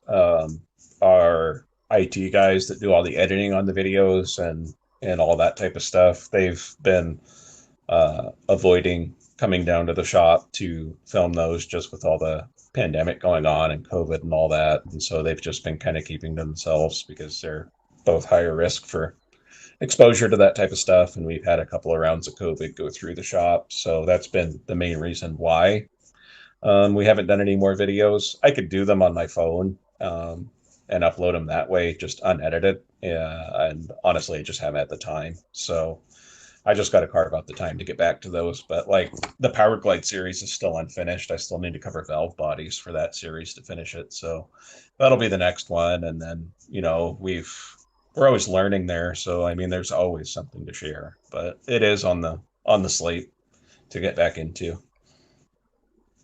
And then this one's good.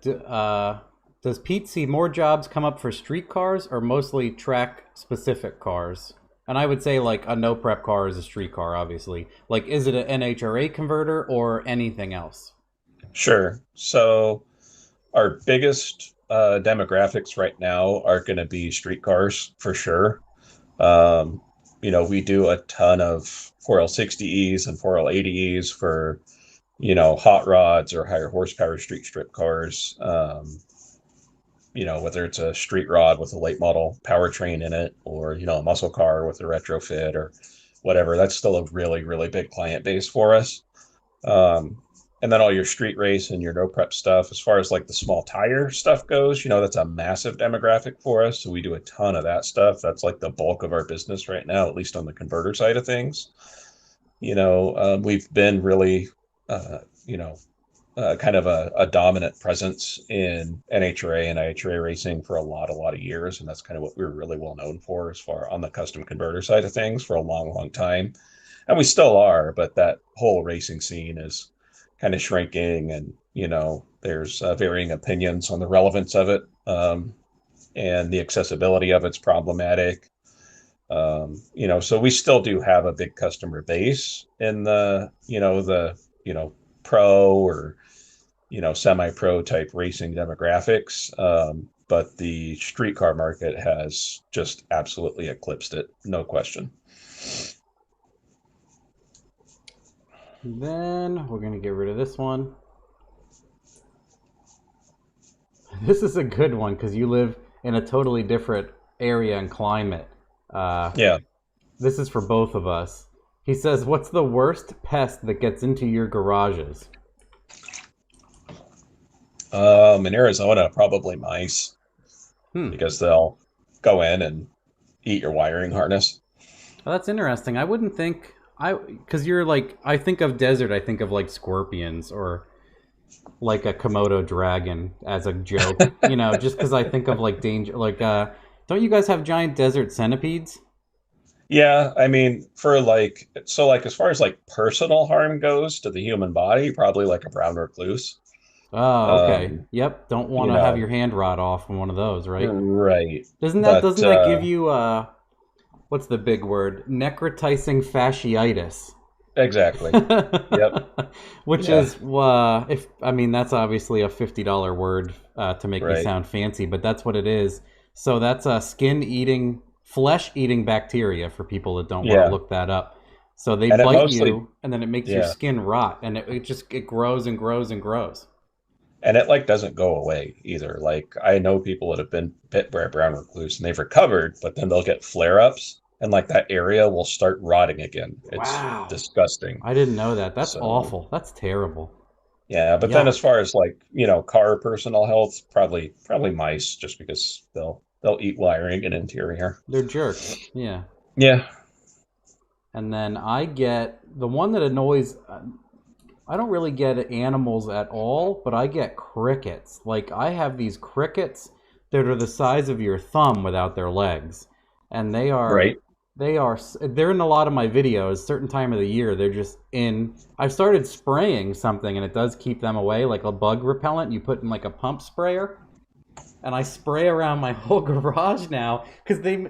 Some days I don't even hear them, and other days they make me absolutely nuts. Like I'm out here wrenching on stuff at night, and they are just chirping. Actually, a guy made me check these out. I talk about it so much in a bunch of my builds. It says cricket built because, and they will be quiet, and then I'll fire up my camera, and they're like re, and I shut off my camera like I'm gonna go murder these, and they stop. So it's definitely like the FBI, checking in on me. But yeah, some days I can ignore it, and other days I'm like, I'm gonna go inside or I'm gonna burn my garage. So they're not destructive, and they don't scare me. They can jump far. They're so big. I have like Dwayne Johnson crickets up here. Right. I teach my kid to stomp them on site. He loves it. I had a tarantula show up one time when I was outside working. That was probably the worst experience I've had personally. I know they're like harmless to humans, but I'm not about that. That's awesome. What's the biggest knife you have sitting within arm's reach? Biggest knife? Yeah, people ask funny. I like to ask them every now and then. It's funny. Yeah, I'm not even in an area of the house that has knives in it. So well, that's the answer, is that nothing. You have nothing near you. Some people are like, oh, and they pull out like their Croc Dundee knife. Oh, I keep this on me to, pick my teeth. Okay, bud. That's what every now and then those like I love when people start those. They don't do it on Sloppy. Maybe they will now. Annoyingly, is there's those everyday carry threads on a lot of other forums where there's a other than car stuff, Right. and people show like what they keep in their pockets, and then all of a sudden it comes up to like a Desert Eagle, and then someone has an AR-15, and then Right. big ass Hornets in mine. They are terrifying. Ugh. We have those. What are they called? We have those giant hornets here too. What are they called? Cicada killers. You ever hear of those? Yeah. Yeah, we have a bunch of those here. They dig in the ground. They are They sound like a helicopter when they're flying around you. Oh, speaking of helicopter, someone said it early on, and I keep forgetting to say it. They said with the fan spinning above you and your headphones, you look like you're flying a helicopter. I You look actually like am. you're I'm live broadcasting from a helicopter from right now, actually. CNBC News helicopter. Yes. And then someone said, nope, that's his hair spinning in a ponytail. And then there Right. was, I don't think I saved it, but obviously there's always people ask, when someone's bald, they ask about hair care. What's your favorite hair care? And when do you shave your head? And when did you start shaving your head? Blah, blah, blah. Right. My favorite hair care is whatever shampoo or soap is in the shower at the Existing, time. yes. And I shave it like every 2 weeks, 2 to 3 Ah. weeks, depending on how lazy I am and how much of a Q-tip I start looking like. Hmm. And I started shaving, I don't even remember, like in my 20s. I'm 43, so yeah. Oh, and speaking of pests, we were riding, my kid was riding his John Deere Power Wheels around, and there was like a gigantic ground hornet nest we found in the middle of the yard. Like we Oh my drove, gosh. he was driving, and he got the grass was wet, and he got like stuck on. I'm like, I got to do those rubber tread tricks. So he got stuck, and I went to go push him out, and I saw like a hole in the ground the size of a Coke can, and I was like, oh man, and they were like pouring out of it. I'm like, okay, I'm gonna dump gasoline down that tomorrow. Yeah, I'd literally run screaming. They're terrible. Well, we had a nest. We get hornets around here, and there was like a hornet nest, like a size of gee, I gotta stop saying I'm thinking too much. It was the size of a basketball, and it was under our deck, and we were on the deck, and like this started coming up, and one got him, and I was like, hold on, bud. Like after he was better, I was like, sit over here, and I murdered them all for him. I was like, check this out, check this out. Right? Oh, and people say the new brake clean doesn't work on them either because a lot of it's unchlorinated. Yeah, you definitely got to have the chlorinated stuff. Oh, Paul asked this also. What is the benefit? What benefit is there to pulsing dump valves on gear shift, if any, and what type of HP car racing format would that be used in? Seems a shift happens so fast, and dumps would take time to react. Are dumps fast enough to react to a shift event? It seems like this may or may not help with anything. I think, I have heard, I'll throw in here before I forget it. Sure. I have heard people say like their car will shift so hard and the chassis is so stiff, the shift will upset the tire. So For sure. they actually do a timing knock when they program the shift event to soften the tire hit. And then what he's asking is hitting a dump soften it? And is it even fast enough? And would you even do that, or is this retarded? Actually, it works really, really well to help control shift drop, especially if the converter's a little on the tight side. Or again, going back to, you're racing on a really challenging surface, whether it's a street race or a no prep deal, or even just the track prep just sucks that night. Or if you're at a track that has like a really bad transition and the transition is upsetting the chassis enough to knock the tire off. I have customers that use dumps to manage the converter coupling at the transition to keep from knocking the tire off, and it works really well. As far as how fast they react, I mean, yeah, it definitely takes some time because we're bleeding converter oil. It really has a lot to do with the type of converter. Certain converter cores are more or less responsive to dump valve actuation and how quickly it can evacuate fluid to make the converter cavitate. So it's really relative to the combo. Like the Nissan 9.5 inch core that's super, super popular, again, among tons of different builders and lots of turbo applications. They're typically very responsive to dump valves. You can definitely use them to manage gear changes. Hmm. Our new Npx converter is crazy responsive to dump valves, so it works really good with that. Typically, when you get into the bigger diameter cores, like the GM 258 millimeter or 265 millimeter, or even the Nissan 11-inch core, which you see used with like the really high horsepower stuff, the more fluid the converter holds, the less responsive it typically is in terms of dump valve timing. So, yeah, it's just relative to the combo, but and then the flow rate of the valves. Like there are some guys out there that do homemade valves, and they work for staging or whatever, but they only may flow like 4 or 5 gallons a minute. They're just using a common industrial valve from like Master Car or whatever.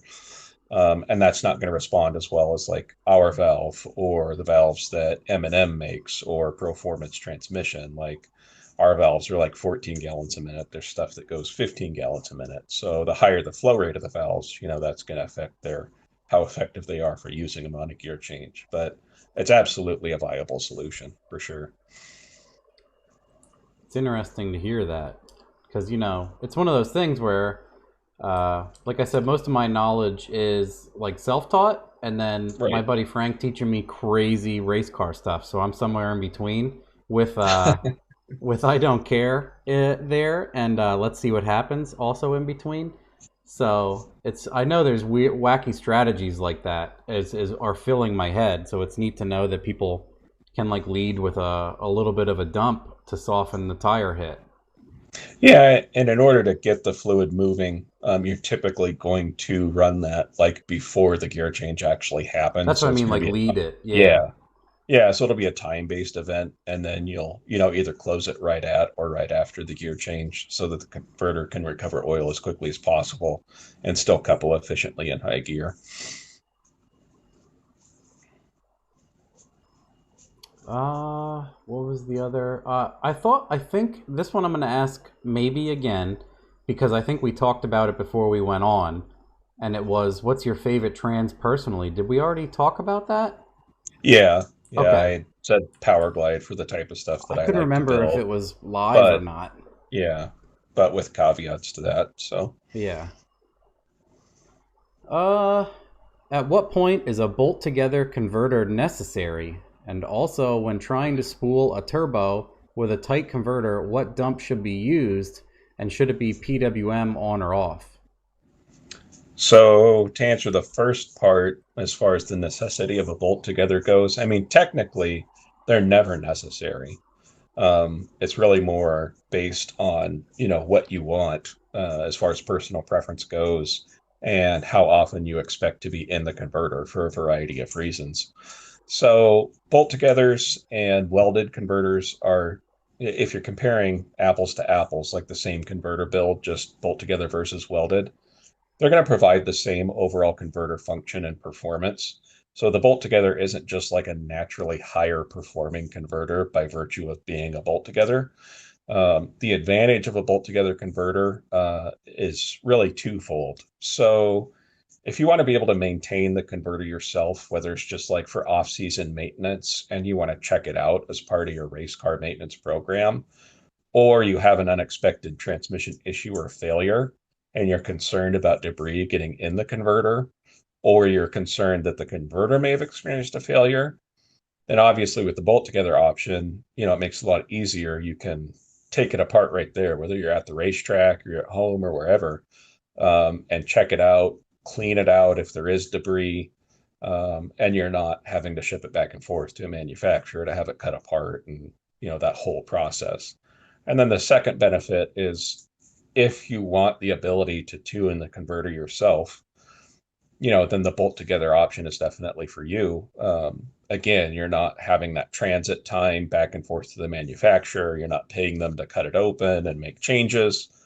Depending on the type of bolt together, you can alter the converter characteristics through a stator change. Some designs allow you to alter internal clearances through manipulation of shim packs, like Neil Chance converters are really good for that. If you're feeling really froggy, there are certain cores where you can actually physically bend the impeller fins different directions to alter the converter characteristics. So if those are scenarios that you could see yourself in, or it's just something you want, then, a bolt together is definitely advantageous. Typically with a power adder car, some converter tuning is going to be a reality at some point in the combination's life, just because even if the converter's right on the money out of the box, which we have a good track record for, and so do a lot of other companies, especially with turbo cars, it's so easy to just make bulk power by pushing a few buttons or manipulating, a few components, that you can go from a perfectly working converter to a converter that just, ends up working like ass because you just made so much more bulk power so quickly. And so to be able to manipulate that converter yourself and not have to wait, 2, 3, 4 weeks on a manufacturer for, a stall adjustment, can definitely be advantageous, particularly in the racing world. Um, but that being said, I mean, they're super popular even in street cars now. Like, people just want them. But, again, as far as necessity goes, technically you don't ever have to have one. It's just, what you want for your own program. And then what was the second part of that question? Because I talked too much and forgot already. You sound like me. Well, that was pretty much it. Like a triple and a bolt together. I think that, I mean, you answered both of those already. Okay. And then someone just asked, what's a good line pressure for a glide on boost? I would say a bare minimum would be like 180 psi, and you're going to measure that line pressure at the servo cover. It's going to have an 1/8-inch national pipe thread port in it, where you can install either a mechanical gauge or you can, data log via electronic pressure sensor. For our own power glides that we do in house, we set them up a minimum 225 to 230 psi. On some of the really, really high horsepower stuff, like over 2000 horsepower, we'll run them up as much as around 265, 275. Um, there typically isn't any need to ever go higher than that. I mean, there are some builders out there that'll run up around 300, but, getting up there gets really hard on the pump, and the pump can wear, prematurely. It's just going to be a higher maintenance type of deal. So, yeah, 180 is a good absolute bare minimum for sure.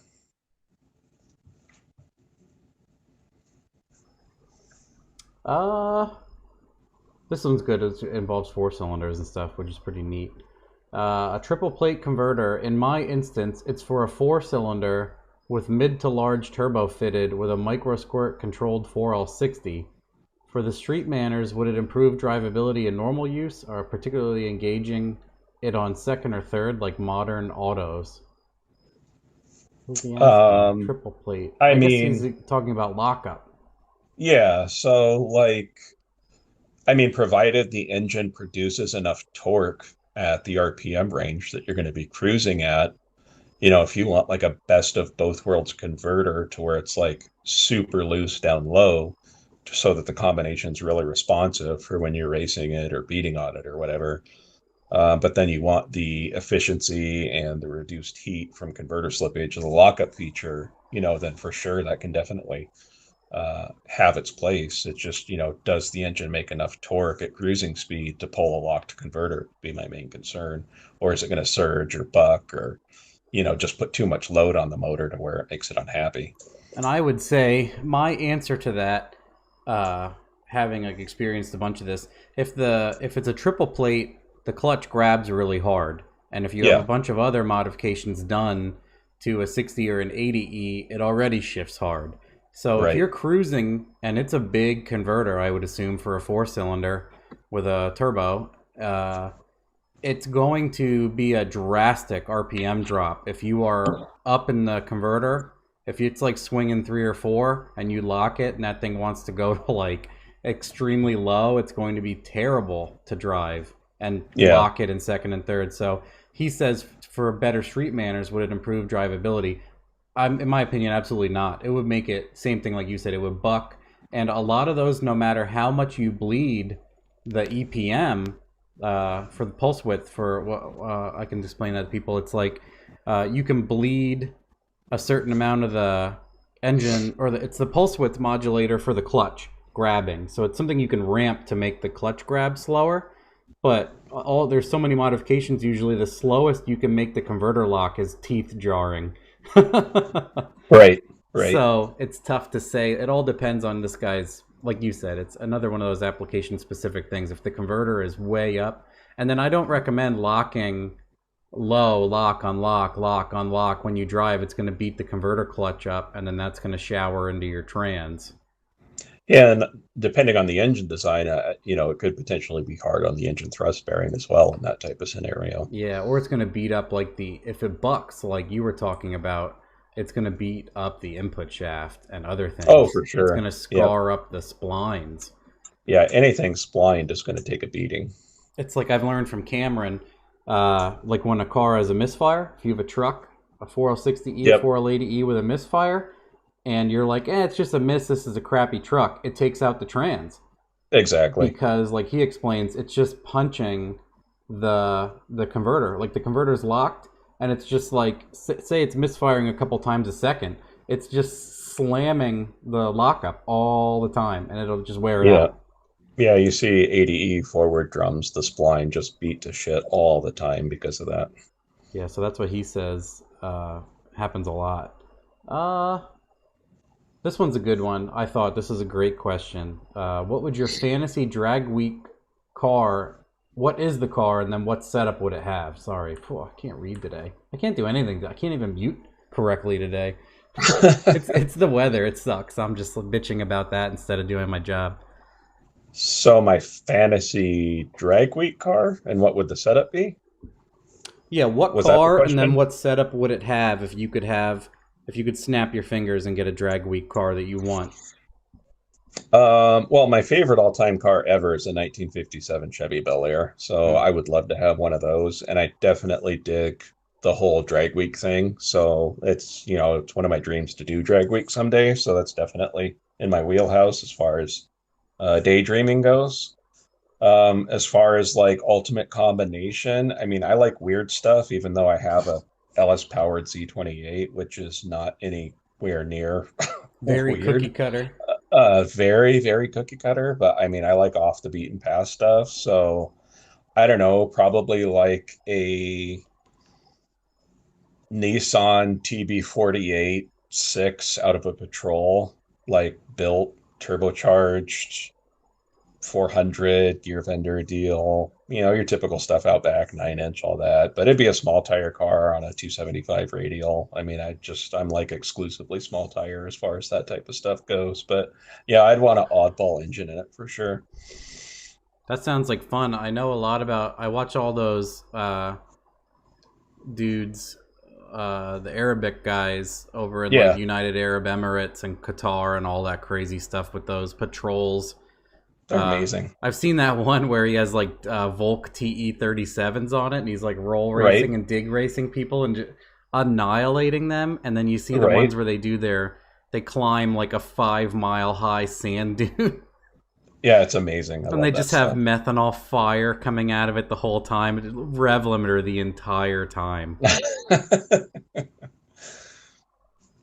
Yeah, those motors sound awesome. They sound like a 2J and a RB had a child. It's hard to describe, but they have their own sound. Yeah, RB30 is my all-time favorite. Like, I just love them. I actually have one that I imported from Australia. So I was gonna say they're in. Whenever I see videos of those single cam RB30s, I'm like, man, I wish we got cool stuff like that. Right. So if I blow up my good LS stuff, then I have aspirations of putting the RB30 in the Camaro. So we'll see. What about, did you see my buddy Calvin Nelson is like pioneering the stock bottom end Atlas 4200, the American 2JZ stuff? Right. That stuff sounds like a big super motor. It's so cool. Right. That is such a cool platform. It's a shame that there isn't more support for it, but I really like that engine platform a lot. That's why they're doing it. I mean, that's why I think it's cool that they just adopted that, because everyone's like, you can't make any power. The motor will vibrate itself apart, but all this all this stuff people just like to say, and then people repeat it, and they're doing all of it. They're doing all of it already. Right. I mean, like there's nobody that's really pushed the envelope, so I don't think anybody's really qualified to say what you can or can't do with it. Yeah, and then someone just said Holdener's getting into it. Well, Calvin made it so interesting that Holdener's like, I'm gonna get one of those, and because in his podcast about it or in his live videos, Holdener's like, yep, Calvin did this and gave me some information, and Calvin's even doing custom PWM stuff and locked out stuff for VVT. He did a video where he moves the VVT around at different boost levels, and he's reading back pressure and some other stuff. And it's interesting to see power and back pressure swinging all over and being counterintuitive to what you would think. And that's a whole thing in its own. Because you're like, oh, back pressure bad. And then he does like a VVT event. I think it's exhaust only. So he moves the VVT event at the same amount of boost, and back pressure and power go up. Right. And you're like, isn't down back pressure down means turbo works better, but not, with the exhaust valve going in different directions, that stuff gets thrown out the window. It's stuff that it's curious to me, and I like to learn about it. And part of me is like, I don't know if I want the room in my head to be used up with that. I kind of want to fit other stuff. I don't want to think about that at night when I'm trying to sleep. Right. Anyway. Oh, I could ask them, but they're only. Someone just said, Matt, can you get Elgin to start making cams for the 4200? They are like a 1 million cam production site, so they don't do like. If it was a small batch, maybe, but man, you would have to have. It's one of those things where you have to buy into like 100,000 cams, and then they'll do it. In my opinion, it'd be cool to see somebody, and I think Calvin found a guy to do regrinds. So they're gonna do. They're obviously gonna re-shim the buckets up, but they're gonna make some quote unquote camshafts out of regrinds and see how much. Because everything he's done, and they're making fantastic power, is all stock camshafts and springs. I know Crower has done some regrinds on those. We actually have a guy here in the valley that has a 69 Nova with one of those and a small turbo on it, and a built 4L60 converter that we did, and he had Crower regrind his stock cams, and it works pretty well. Dang.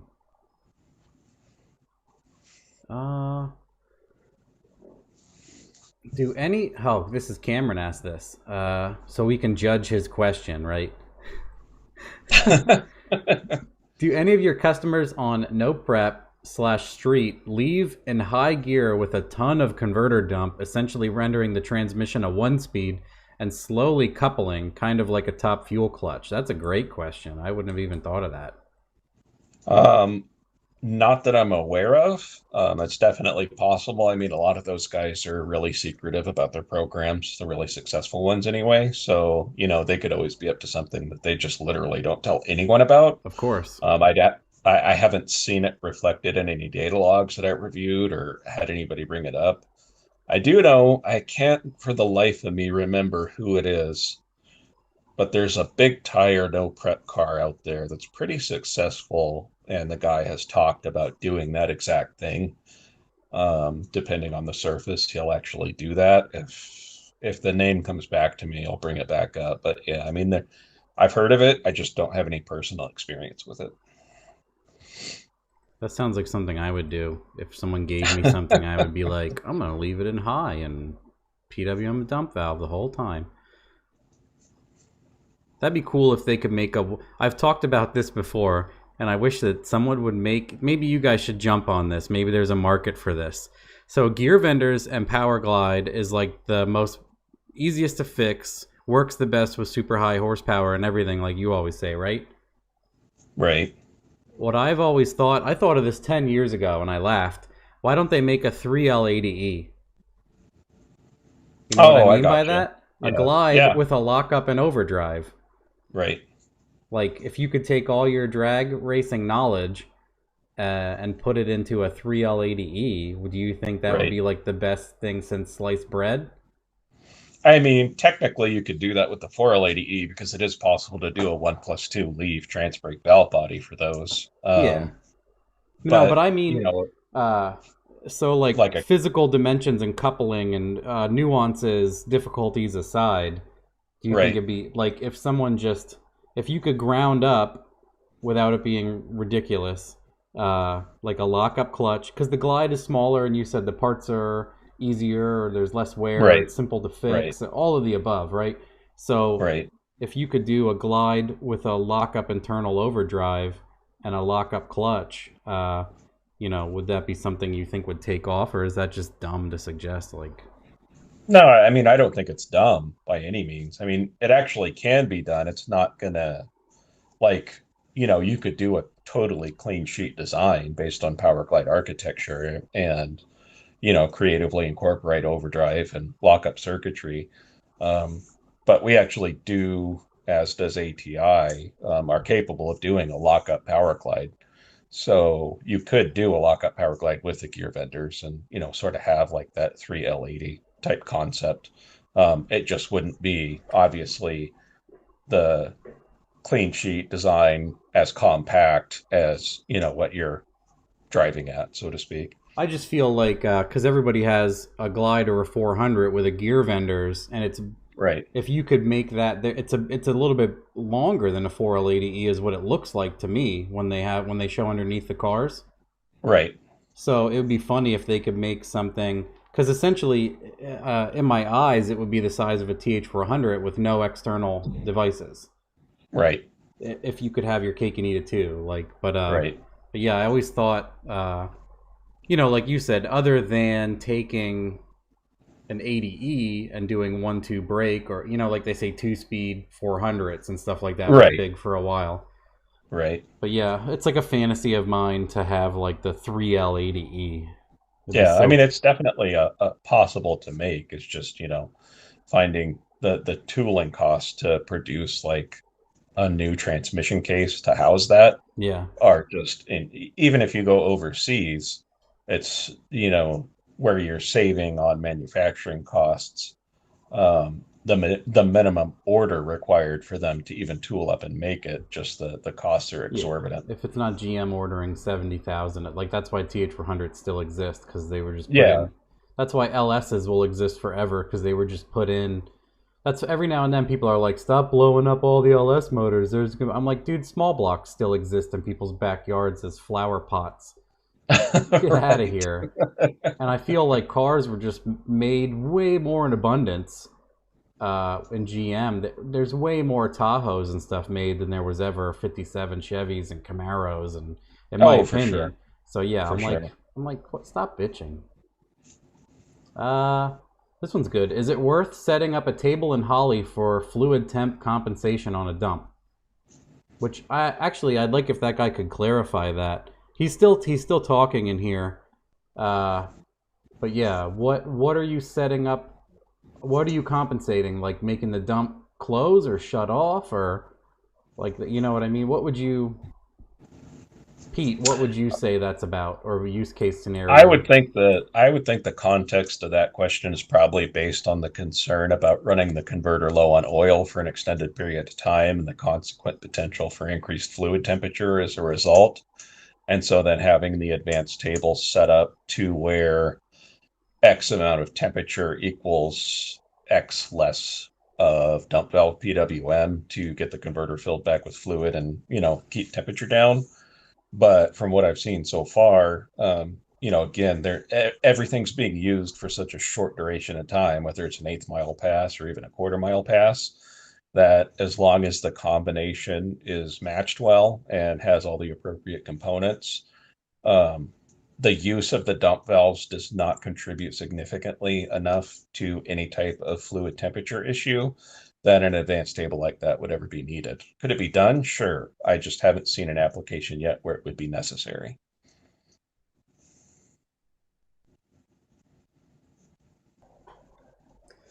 And someone was just saying they're like, a TH400 is a 3L80E, and I'm like, no, it's not. It has no overdrive. It has no overdrive, because people are like, that is a 3-speed. And I'm like, no, you're not getting it. It has no overdrive segment.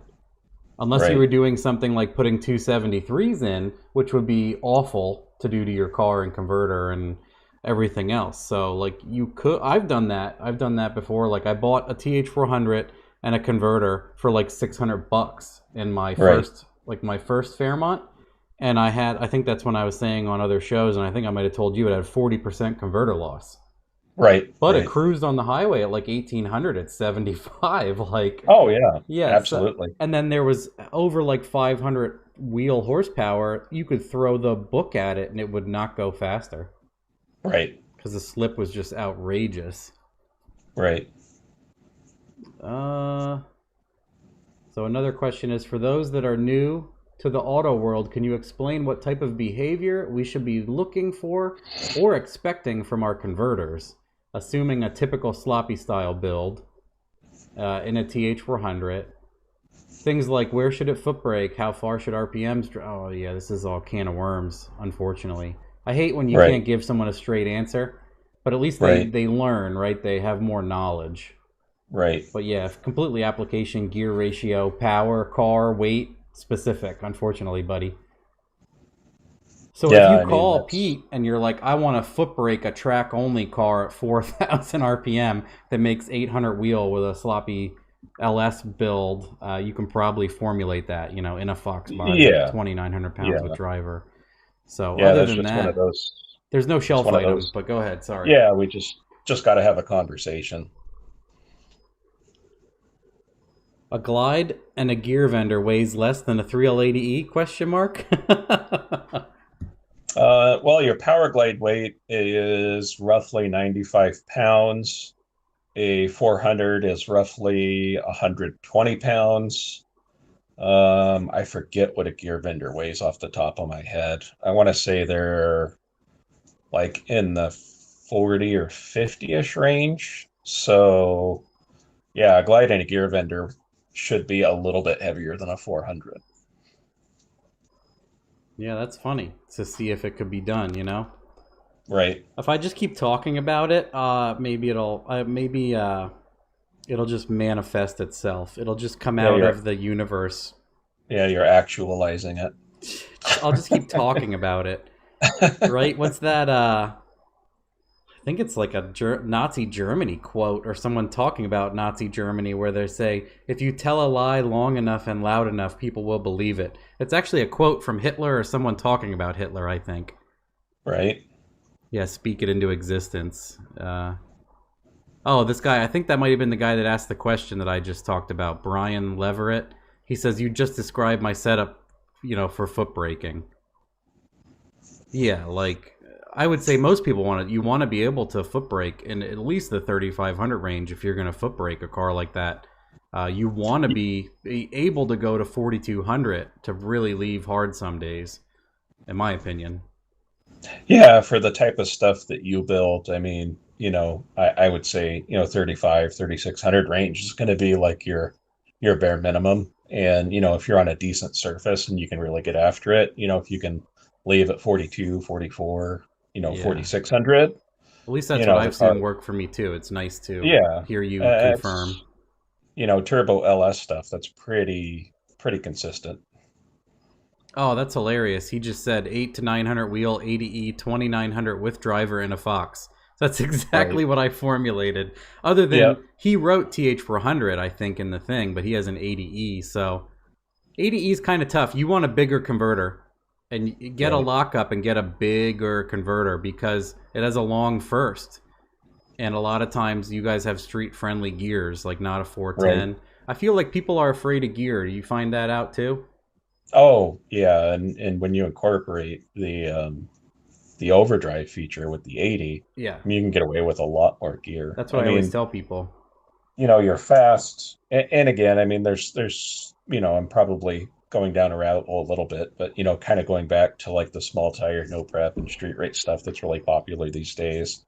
With turbo LS stuff, I have so many cars out there that are running, 390, 410, 430 gearing in the rear axle. Yeah. It used to be like old school thinking, you take ratio away, you put more load on the motor, it spools the turbo harder, it Yeah, makes it I more hate when people say responsive. that. I'm like, that's And 1990, guys. Shut up. yeah, if you're dealing with, you pulled off a TV 7512 off a Detroit diesel that you put on your junkyard motor, I mean, that might be true, where you have these massive heavy turbine wheels, but with modern turbo technology, I mean, it's kind of gone back to where it's, almost more NA type thinking as far as like gearing and that type of stuff goes. So yeah, definitely modern turbos, modern converter technology, you can definitely get away with a lot more ratio in the axle for sure. Yeah, and that's just because what I've learned too is people have like a 327 and they're like, I have a lot of converter loss. I'm gonna get my converter restalled, and they have an Right. 8.8. I'm like, go up in your ratio for $20. Exactly. And I Exactly. used to not believe that until my buddy Frank would say that. Right. He's like, dude, go to like a 410. And I'm like, well, Yep. I'm already going through the traps near my RPM limit. I'm gonna gear down. And he's like, no, that'll make it worse. Your brain is Exactly. like, eh. Because yeah, a lot of times people are like, I have a street car, but I want to race it a lot. Like I want to drive it to the strip and race it, and it makes 700 and it's 3,500 pounds. I'm like 410 because you have an Yeah. 80E, get a 410. And they're like, oh And my god, 410. I'm like, get a 410 because then I explained right. to them like Cameron's car that goes a high 8 has a 373 and a 28. It traps Exactly. 150. Like it's not a big deal. And you know what? His highway cruise is great. Every setup I've built, well, even the Colorado, it went a 970 on like the Schmedium 800 wheel tune up foot braking. I didn't foot brake it that hard. It was a Friday night, and I didn't want to like spin and get kicked out after trying Right. to make one pass. I did like a mild foot brake, and it went 968 at like 143.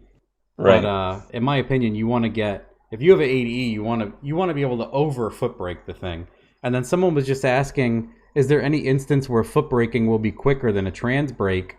That's back and forth. It all depends on how fast is your turbo spool, what size is it, what's your hot side like, blah blah blah.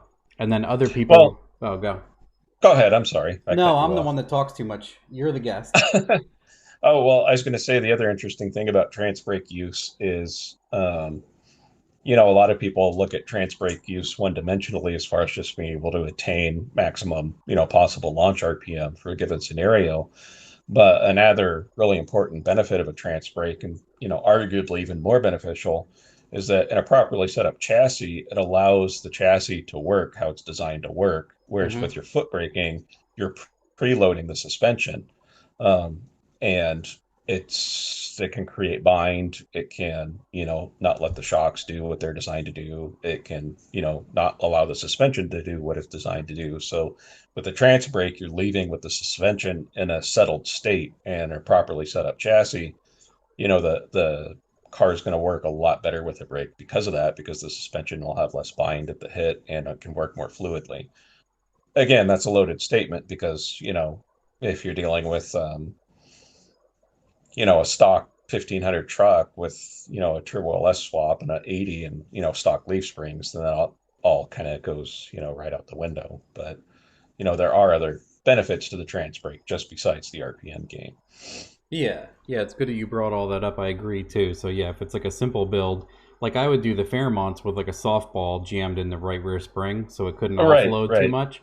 And right, then I had like a 235 tire, and I would just go up and foot brake it. Like, yeah, if you have more money into your suspension and you really want it to 60, a lot of times, like I've done it enough where they'll go like a mid nine off of a simple slow foot brake, and then what's right, nice is it can be almost all stock stuff, and you're not going to tear anything up relatively. Not like right, smacking it with a trans brake and doing a wheelie, but yeah, there's all. If you have more chassis, that's a great line in the sand for people. If you have more right, chassis, you should have a brake. Not just a band aid for your converter on a low end right, racing scale. Because right. I've done plenty of them that foot brake well, drive well, lock up, everything, right? So Yep. yeah, the 8s for 8.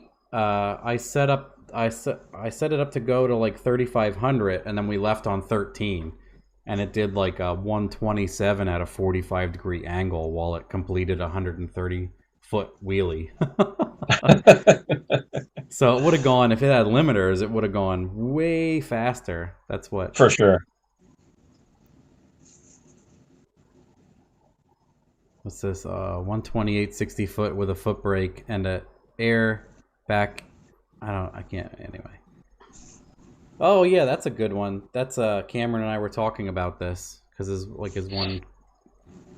What do you see your nitrous customers doing at launch as far as two-step, trans brake, etc.? I want to say it seems like a lot of the older grudge race track videos, nitrous cars seem to leave off idle? Question mark. Am I imagining that? Is that a thing with nitrous guys? I think it has a lot to do with the combination, and typically with a nitrous car, a dedicated nitrous racing application, not just like you're, bolting a 150 horse system on, but, a guy running multiple systems and relies, solely on the nitrous, so to speak, for the combination to perform how it does. They're running such tight converters that a low launch RPM basically gives the engine more run at the converter as far as how hard it can flash the converter at the hit, rather than having the RPM up higher to where you don't have as much flash available at the release of the trans brake. So, that's could be why you're seeing that. But again, with, modern converter technology and engine technology, nitrous systems, better tune-ups, better engine management, our nitrous customers, whether it's grudge stuff or street race stuff or no prep or, even radial prep, they're leaving at, high threes, low fours, mid fours, no issue. And, I even have one customer that his car on a 10.5, it'll go like 115, 116, 60 on an asphalt street.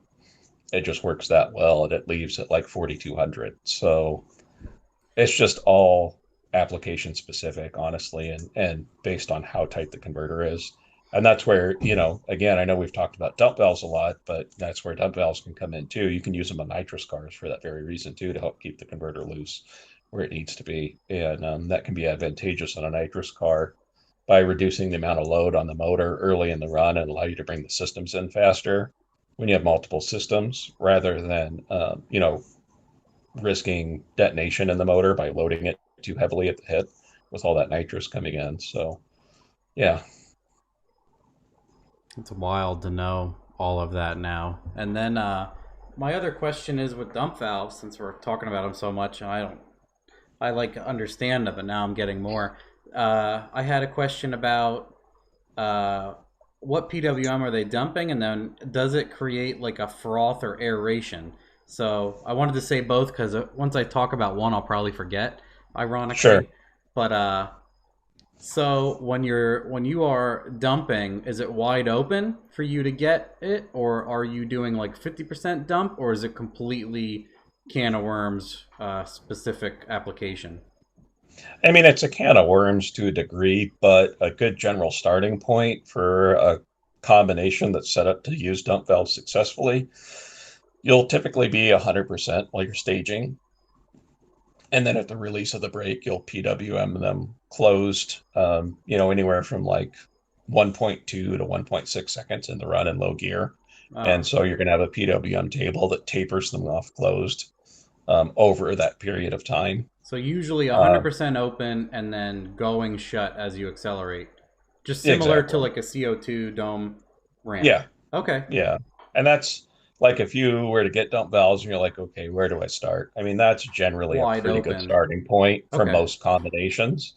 And then you can sneak up on it and, you can get more aggressive as far as how soon you're closing them. So do some people leave at like 50% then? Sure. They learn to? Okay. So like if there's a worse surface, would you only dump so far or dump more or less? You'd usually, the worse the surface, assuming you're leaving the same power in the tune-up, the more dump you'll run to slip the converter to close. More. Yeah. Okay.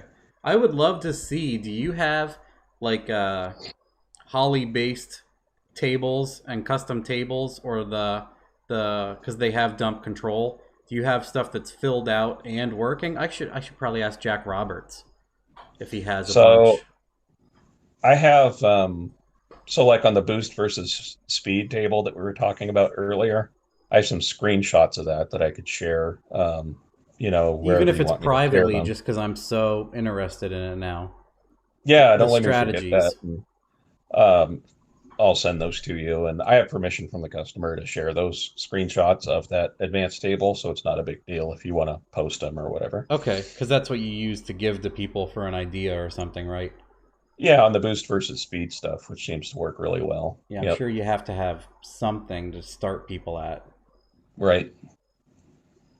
Where would that? I'm gonna like start digging into V6 and get distracted. Uh, oh yeah, this guy says supercharged Hellcat guys leave almost off idle. Well, it's a blower motor, and their first gear ratio is retardedly low, and it's a big heavy car, so they need Right. to. If it was a lighter car and it had more power and whatever else, that many gears would just take it. I think they're already at the point in those cars where they're making too many shifts instead of accelerating. Yeah. They should be leaving in like third and going straight to sixth or something Right. if they could. And then, someone asked this earlier. I always like talking about this. They're going to be hugely expensive since we keep talking about them. What is your opinion on the BMW dual clutch that is very cost effective for now? I should buy one before we keep talking about it. Do you know what that is? I don't know anything They about have them, a so dual clutch 7-speed transmissions that came in a bunch of BMWs. And since the cars are like throwaway items, if a bunch of stuff goes bad, people throw out the car. right. These dual clutch 7-speeds are like $2,000 all in. I looked at them like $1,900. It's the entire trans as an internal computer. A lot of aftermarket EFI systems are starting to do native control for them without modification.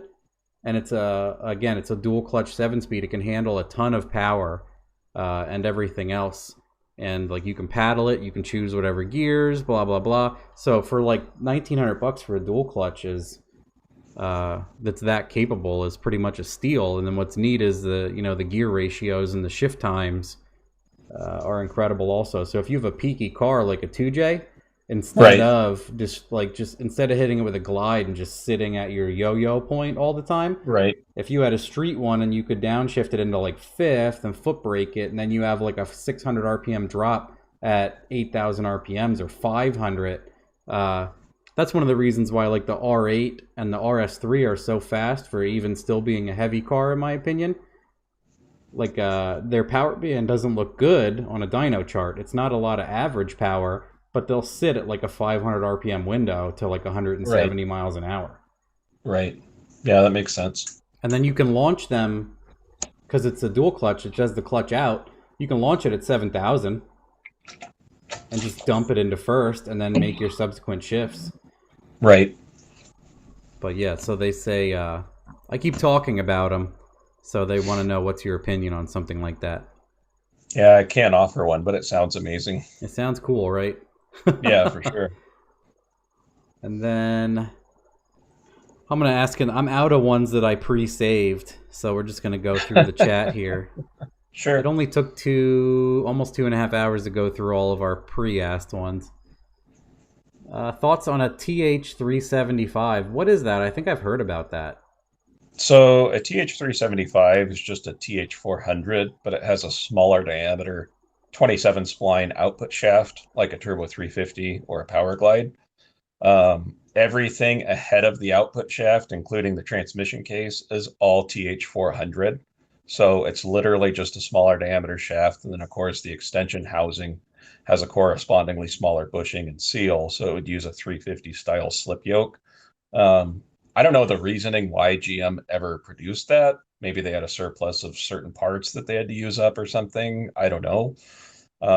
But they're 100% as strong as a Turbo 400. All the 400 parts fit. If you want to put a 400 dimension 32 spline output shaft in them and a regular 400 extension housing, it all just swaps right in. So yeah, if you're looking for a 400 and you come across a 375 for a good deal, by no means pass it up. It's a 400.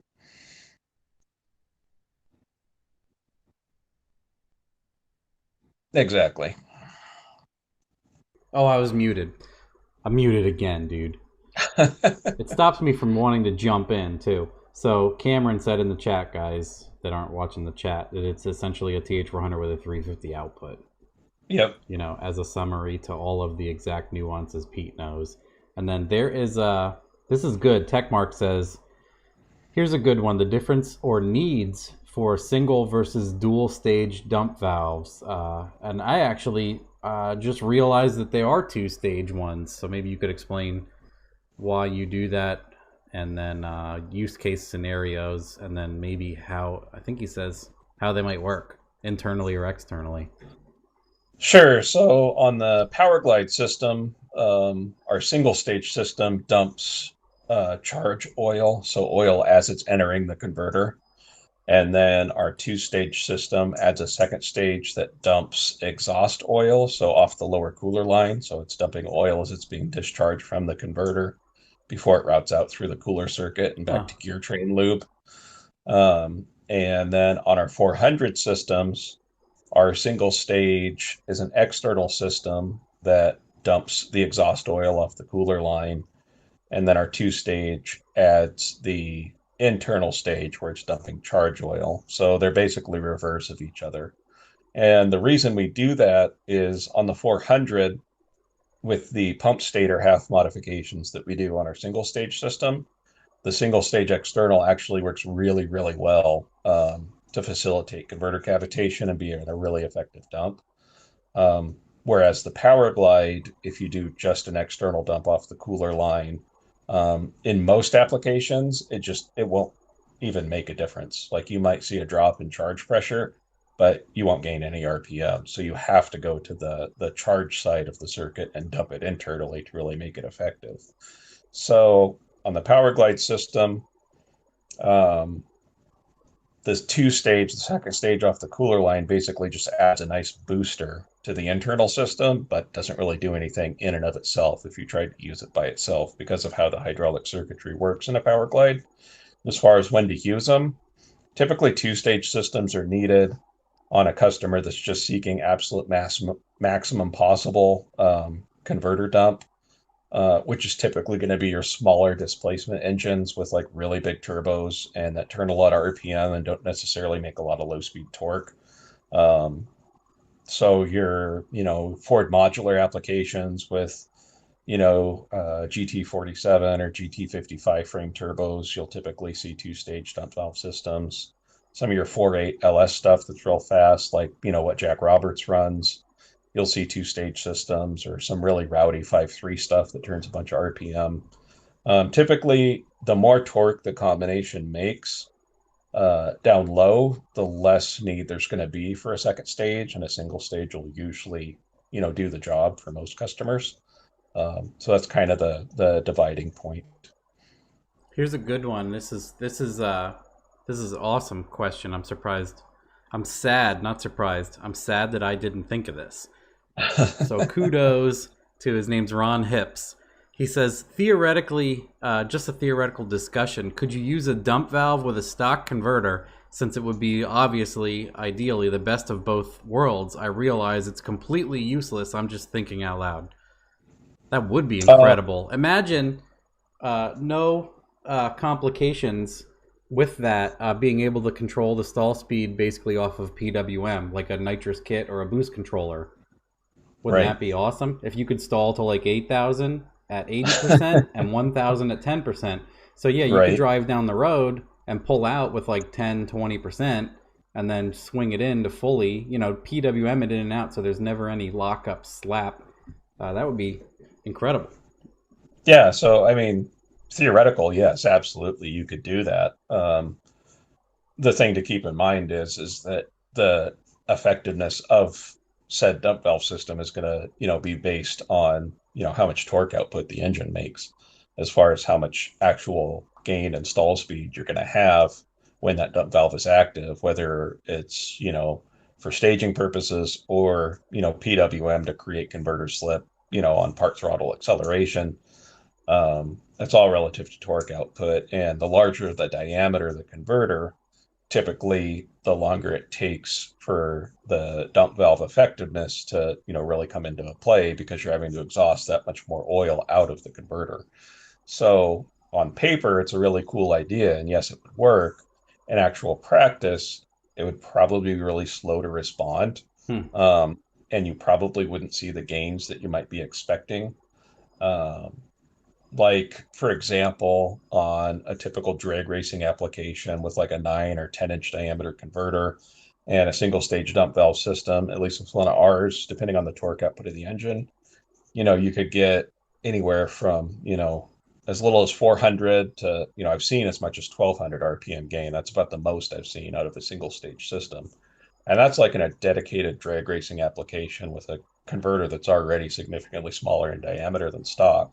Hmm. So if you had a stock application or like, a 2500 with a 6 liter that has a cam and headers and a tune, and an 80 with a big stock 13-inch converter, and you were to theoretically incorporate dump valves to try and get a big gain in stall speed for like the best of both worlds scenario, I'm guessing that, just based on experience so far, a dump system in that scenario would probably only gain, 2 to 400 RPM. So it's not going to be, unfortunately, because of how everything works, it's not going to be the gain that you're hoping for. But theoretically, it's a really cool idea for sure. You could do a 1L80E then. That'd be incredible. You're going to make people start foaming at the mouth. I know, yeah. I think about stuff like that. I'm like 1L80E. I can straight face so well too. I could probably say to somebody, "Hey, you hear about those 1L80Es?" Right. And they're like, "What?" Yeah, I can just say it. I'm too good at that sometimes. Well, it's on the internet. It must be true, so you're good. This one, so this Brian says KSR Soccer Mom has a good one for dual dumps. I guess he has a video about it. Is that what someone was? I don't know. I don't know. Oh, yeah, I knew this already. Vehicular Shenanigans says HTG tuning makes a really good controller and harness for those dual clutch transmissions.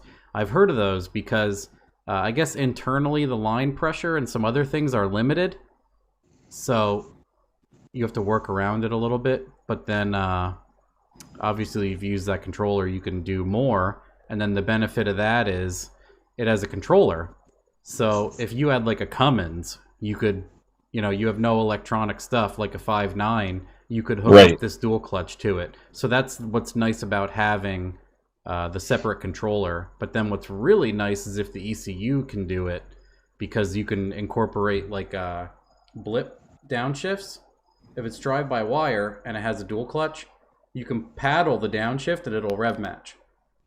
Oh, okay. And other incredibly awesome things you wouldn't think would be useful. Well, now I have a rabbit hole to go diving down when we're done here. Yep, I told you, this is what keeps me up at night. I watch videos of a guy making like electric. You ever watch Make It Extreme and stuff like that? I haven't seen that, no. No. And then there's like AVE, and I just watch This Old Tony, and I watch stuff like that. And in the background of my head, I'm thinking about dual clutch transmission Fairmont with a 434-inch LS3, that's geared perfectly to run, and it'll make 6 shifts down the track and confuse the hell out of everybody and go like a 9.0. That'd be cool. Do it. Yep. Do it. This is what if I had unlimited budget, I'd be like, go build this, and I'll come when it's done and just race it. Right? Oh, this one's a good one. Any plans to start any of the 8 or 10-speed converters? So we actually already do converters for your 6L80 and 6L90 and Ford 6R80 platforms. We offer converters for the 8L90 GM platform already. We haven't gotten into the 10-speed stuff yet. I mean, yes, it's on the table. We just haven't gotten there. Like the 10R80 from Ford has been a really popular platform, and Circle D pretty much has that market on lock. Suncoast also offers some converter stuff for those. But Chris over at Circle D, he's an awesome dude, and he definitely has some really killer stuff for those right now. So we hope to get there. It's just I don't know when, but the 6 and 8 speed stuff we can definitely help out on right now. And part of me, like, I kind of cringe when people are like, "Can I get a converter for my 10-speed?" I'm like, "There's so many damn gear ratios. What's it going to do?" Right. I mean, it makes sense if you can foot brake it and come out at like in third and immediately hit 7th and then like not like it doesn't make sense to me. There's the reason why there's so many damn gears is so you don't have to have a converter. That's why like those CTSV guys and other 6-speed high horsepower blower cars, like they wheelie with all stock gear ratios with stock converters. Right. Like they'll yank a wheelie and then because that's heavier, it can make use of the 6-speed. But I feel like the more power you have, the less gear you need.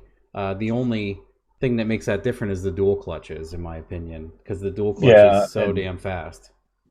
On the really high horsepower stuff, I mean, you're already seeing guys even pull out 10R80s and, going what looks backwards to, a power glider or 400 because you just don't need all those ratios. It's slowing you down, making all of the torque management shifts slower. Exactly. And then my other question was, do you know the 8 and the 10 speed, are they mechatronic or are they electronic valve body like an 80E, or are they mechatronic like a 6L80E? I haven't personally been inside either one of them, so I can't offer a qualified answer for that at this time, but I can get that answer for you. Because the 6L80E, that's why no one really does aftermarket support for them, because the way they function internally is a giant pain in the ass, and no one wants to deal with it.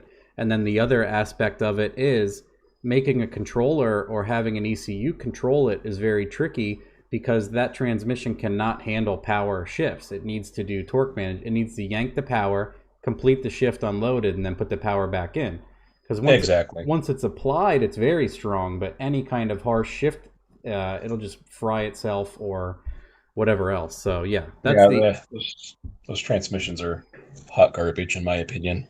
Yeah, unless it's a stock application. Or mildly like for towing and stuff in a truck, it's fantastic, but for sure, like I said and you said, once you're racing, you need less ratios, and a converter eats all of that tuning. Is it working? Is it shifting at the right RPM? And then a lot of those they need to learn. They need to go through a learn cycle. Like you need to if you make a change, the car will not do what it's supposed to on the first hit down the track. You need to drive it like it needs to go through the first 1, 2, 3, 4 gears a couple times and complete like a little bit of a learn. You need to drive it around the pits just to make a shift change. So yeah, annoying. Yeah, someone just said I know what the Snot Rocket Mustang is. He said he went way faster with a Glide versus a 6R. Yeah, I mean it's because it puts the car immediately into the power band and it sits and makes mile an hour. So instead of having a car like with a dual clutch that does 500, 1,000 RPM drops, it just sits in the fat spot forever. Right. So that's why people are always. It's funny, like when someone experiences like a big turbo auto car the first time.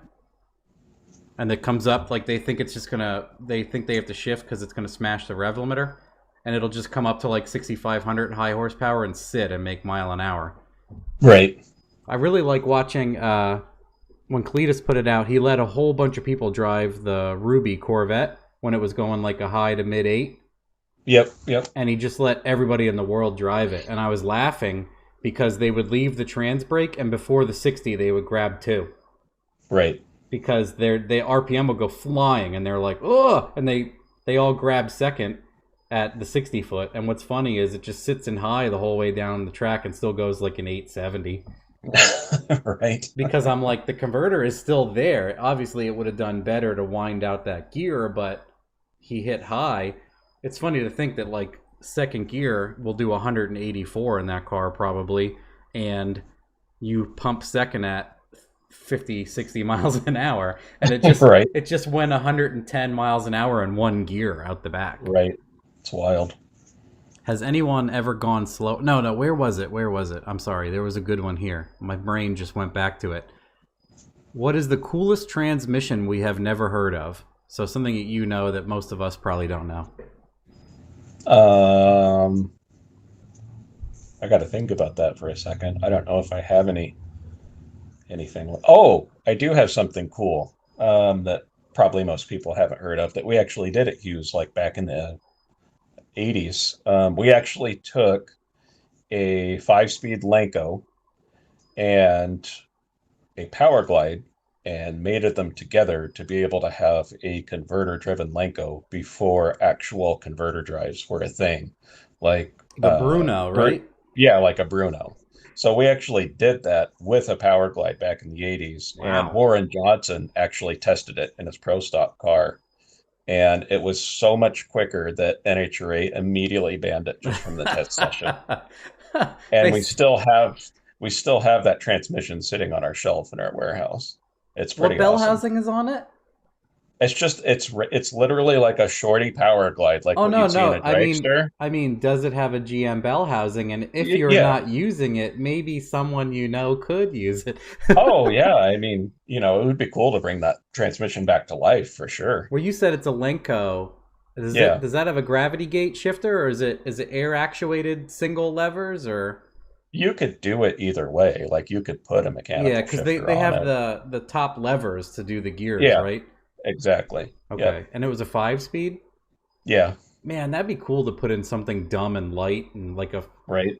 and then just so you can just like foot brake that up, or would you trans brake that, or how did he use Yeah, it? the Power Glide has a trans brake in it, so you would bring it up against the brake That's with what the this Power guy would Glide. do, right? Is trans brake Yeah, it in first, and then yeah, off the thumb, and then just.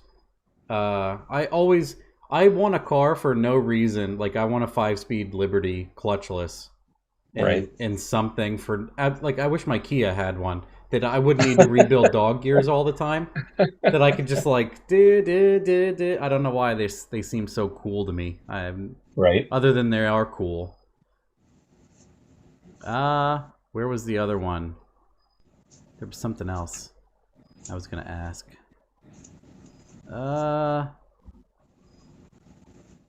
On a sled pull application, will a converter maintain an RPM split of the rated stall speed down the track, or will the converter begin to catch up to engine RPM down the track? Savage Fab, he was one of my guests. That's a great question. So we actually do a lot of sled pulling converters, and you got to build them a little bit differently than what you would for like your other typical motorsports applications. And what we've found for our own best results is that you want the converter to basically act like a governor for the engine. So it allows immediate peak horsepower RPM and then basically just holds the engine there.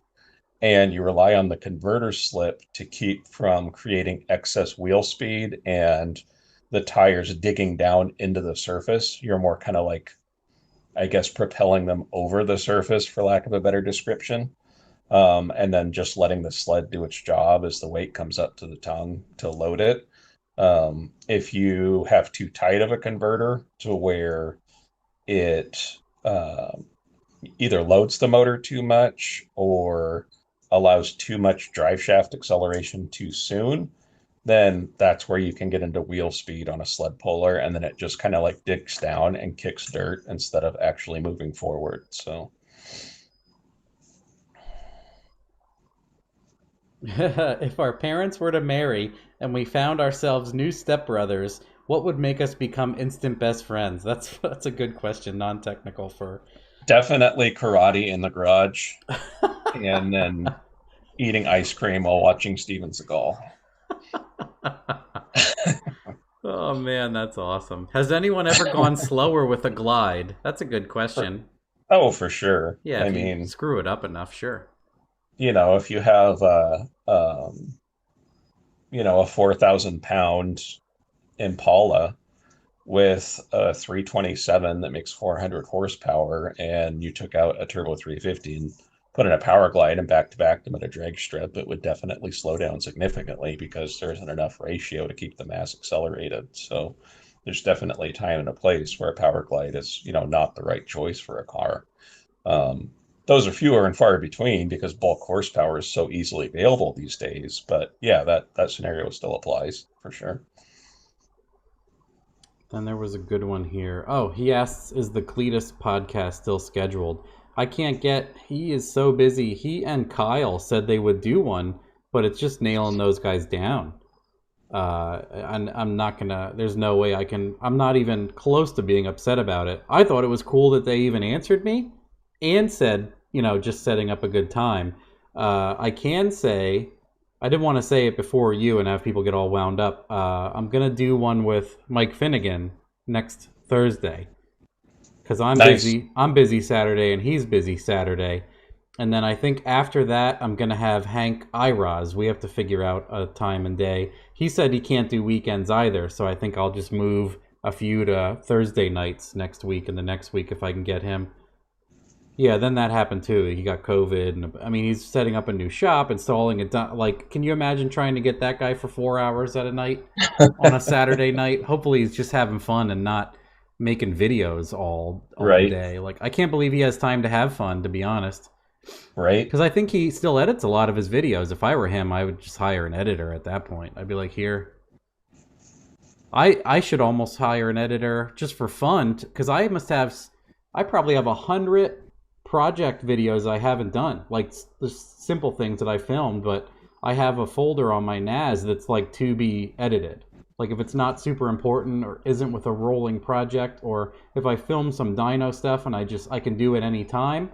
I have those, and I just never get in there and finish them. It'd be cool to just give them to somebody and be like, do that. But then the problem with that is a lot of those cool dyno videos, I talk for 10 minutes about what happened, and I change the tune, and I show the data logs, and I show the dyno pulls, and what I did, and how it correlated, and why I do what I do. And a lot of people, like Mike Hennessy just said on the last podcast, he was like, I just skipped the entire dyno polls and listened to you talk about what happened, which is funny. Like, so instead of doing what most people do is make a 10-minute video about dyno polls and just fun angles and artsy stuff, I show the dyno polls and they're done in like 20 seconds and then it's all facts. Right. So I'm like, if you came here to see cars make noise, you're done and you can leave, and then everybody else that wants everything else. Oh, some guy just commented, I skipped the dyno polls as well. Oh, my wife says, I have a question, and then she said, hire Mr. Regular to edit my videos. Wouldn't that be... I know him pretty well. It would be funny to hear him... Admittedly, he doesn't know a whole lot, but he does know a lot about cars, and I always like hanging out with him because he asks me great questions. And I wonder if he would do a bunch of my videos and just say brown, brown, brown, brown, like some ridiculous stuff the whole time. But Jamie, ask your question. My question is, why are you dragging it out? Can I buy another vehicle this week? Absolutely, I'll help you pick it up. I'd never say no to her. She has 6 and I have 5. Get this old Tony to edit your videos. That'd be cool too. Any one of those guys. Maybe I should do a contest where I give a bunch of people the files to make a video and see who makes the best or funniest. Maybe I should do that with everything left. I should just Nice. I should put them all in like a Dropbox folder and give everybody all the content and be like, make them. And whichever one I like, I'll repost on my thing with your permission, and I'll say this is the guy that made it. If they're like it's a good way to advertise for creators or editors, right? That's actually a really great idea. Yeah. Yeah, so number 7 she would be buying. I have 6 and she has 6 and I have 5 right now. How do you spec a mud drag / dirt drag converter differently than a drag strip converter? Mud drag and dirt drag stuff kind of follows along the same lines of what I was talking about with sled pulling converters. They generally like a really loose converter so that we don't create too much wheel speed and end up digging down to the surface too aggressively. You went over that. Yeah, so it's kind of along the same thinking. Yeah, this guy must have just joined, but maybe mark where we are in the video here. 244. Probably 10 minutes ago, Savage Fab asked that. Actually, if you guys scroll up, I think you can see when he asked that and go to that time in the video. Shortly after he asked, we went over it. That's how we'll timestamp it. I'll edit videos for a free tune. I'll put spaghetti all over you in the videos. Let them put their own splash at the start to get noticed. Yeah, I'll creative freedom. Just, here you guys go. Like, I think I should make it one... I think I should do one thing Let me look quick. Let me see how many I have that I even saved. I have all this so well organized. I'm a retard IT guy. I have over 40 projects that just need to get done. Wow. And then I could give, like, what I want to do is give them something that has content that they don't need to talk about the dyno polls, you know? Right. But yeah, there's a bunch of stuff in here that I could just give. I want to give everybody the same files and see what they do. That'd be awesome. Anyway, enough about that. That's a cool idea. Even if it was mine, that's a cool idea. Oh, there was a Real Tuners meme contest. Yeah, I did that. They thought it'd be funny to make a spoof video making fun of me. So I did a contest where if you guys could make a video better than them making fun of me, I would give you prizes. And I did give I away. actually remember that. Yep. I remember seeing that. I was like, you guys aren't even good at this. I make fun of myself more daily on videos than you guys think you're doing. What kind of misplaced animosity is this, boys? I'll go on your radio show and I'll tell better jokes about myself than you guys. Anyway, that's enough talking about those clowns. Now I'm going to get up. People are going to send me screenshots. People that hate me watching my videos. People always comment lately because, like, I'll have a video that's up for 2 minutes and it has, like, 1 dislike. And they're like, who is that? Who is that? I said... Hey, it all counts. I said, I bet it's someone I know that does it. It's probably someone I've known for 20 years that goes, ha, and just clicks thumbs down. Right. No matter what. Oh, man, that's so funny. I'll actually send you a video edit for me as a bazinga. What? I don't know what that means. I'm sorry.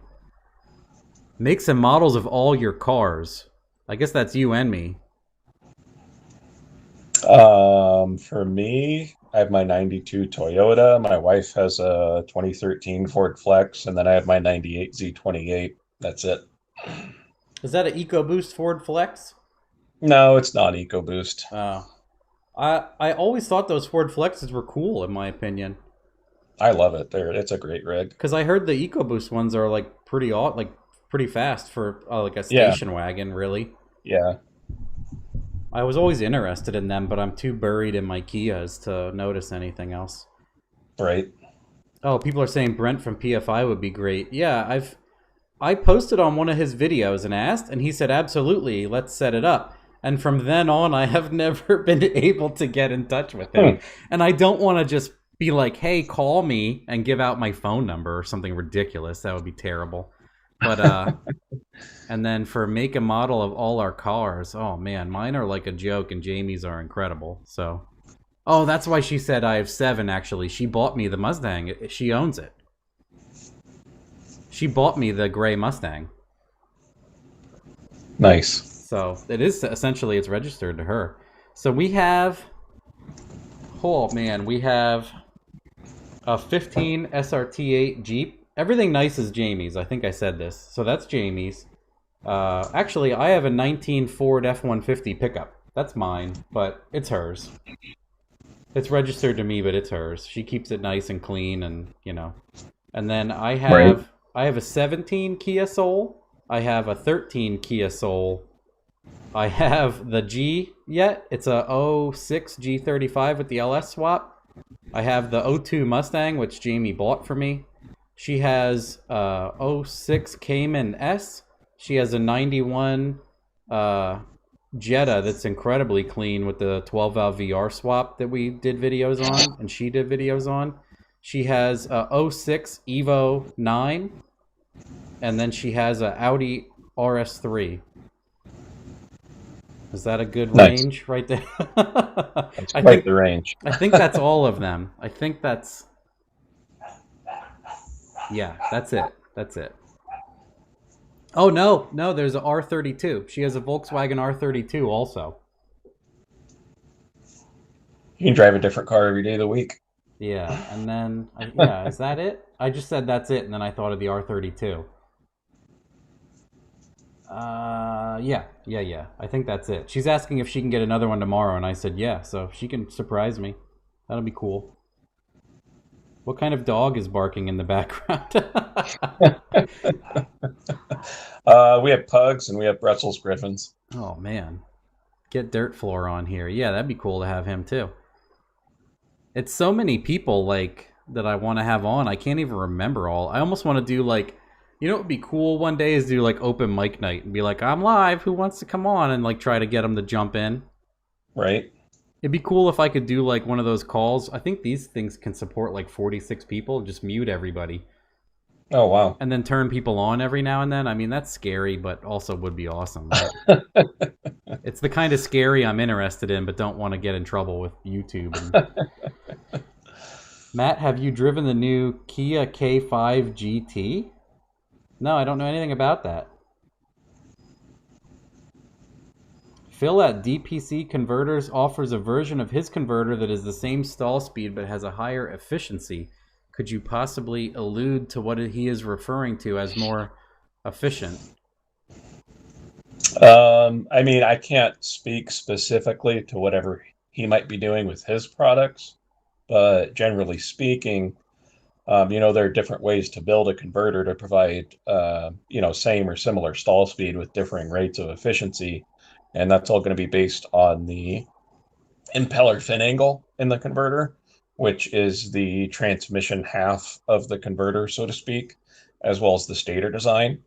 So you could have a converter that has more of a neutral impeller fin angle and then a lower blade count stator to provide, say, 4,000 RPM of static stall speed.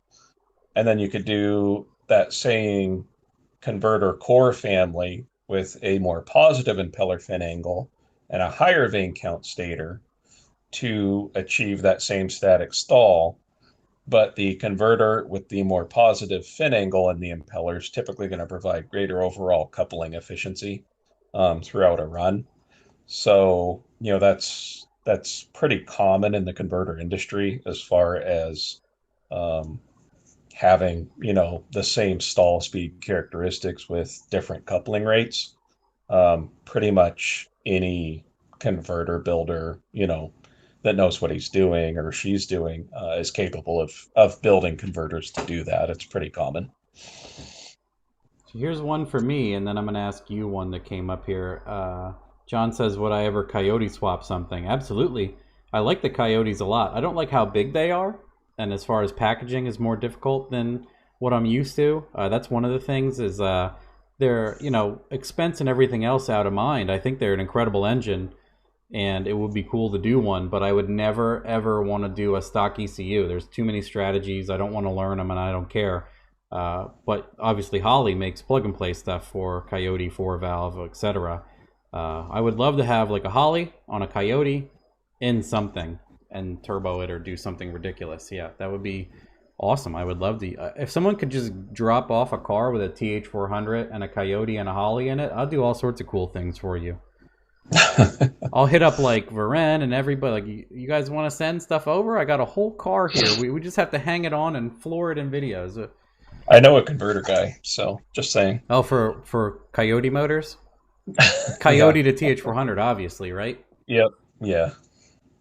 Maybe because I never do glides, maybe we'll talk about a glide for a Coyote. Right. And then there's another one. Here's a good one. Thoughts on using a TH400 and short shifting the 1.2 with a 3,500 pound, 800 to 1K horsepower, no prep style racing? I would say, this is what I like to play every now and then, and I've been trying not to do it. I'll say an answer, and then you're the expert, and you'll be like, that's dumb. Don't do what Matt says. Or you're kind of on point, but this is what you should do. That's a perfect representation of a 1.2 brake, in my opinion. Just leave in second. Yeah, I mean, you're on the right path for sure. When it comes to no prep racing, short shifting is something that you're frequently doing regardless of the transmission type or power level or combo. So I'm wrong. Because you're wrong. Well, no. I mean, I'm wrong. Shades of gray. Making the short 1.2 is better than just leaving in 2. Well, putting it that way, no. Oh. I wouldn't say it's better. It's just whatever the surface will hold. So, leaving in low gear, you definitely have a lot more starting line ratio. And so that presents its own set of challenges in terms of how much torque multiplication the racing surface will hold. Um, so, your 400 is obviously a 248 low gear. And if you're running, say, a 373 rear gear, that's obviously going to hit the tire a lot harder than leaving in second, which is a 148 ratio. Um, so, in terms of better, at that horsepower range, I would say in a 400 scenario in the 800 to 1000 horsepower range on a no prep surface, you could probably get away with using low gear, unless it's just like a really, really bad surface, like you're actually street racing and there's been no burnouts and no, you're not pouring any of your own prep down or anything like that. Um, to be able to use a second gear leave in a 400 at around 800 or 1000 horsepower, car's probably typically going to be pretty slow to front half. I would say that, for a second gear launch to be effective, even on a no prep surface, you still want a combination that's, producing probably somewhere up around 12 to 1500 horsepower to really take advantage of the lack of ratio, so to speak. But in terms of short shifting, regardless of the power level, if you're on a bad surface, you're almost always short shifting because the surface just won't hold the amount of power being generated at a higher RPM shift. So that just comes down to how the chassis is set up and how well the driver knows the car and knows the surface. I don't know if that really answered the question very well, though.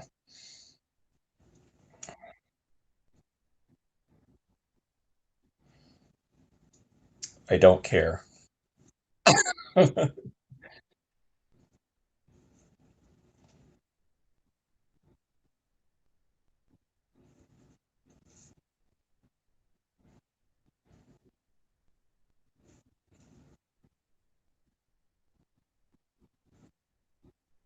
Absolutely. Right.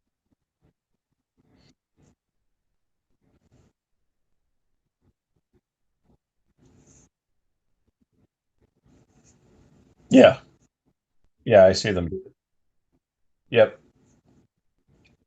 Come on, I'm muted again. I know. I know. Jeez, look at me trying to be. I told you I can't. I can't operate today. Apparently, I It's blame it okay. on the heat.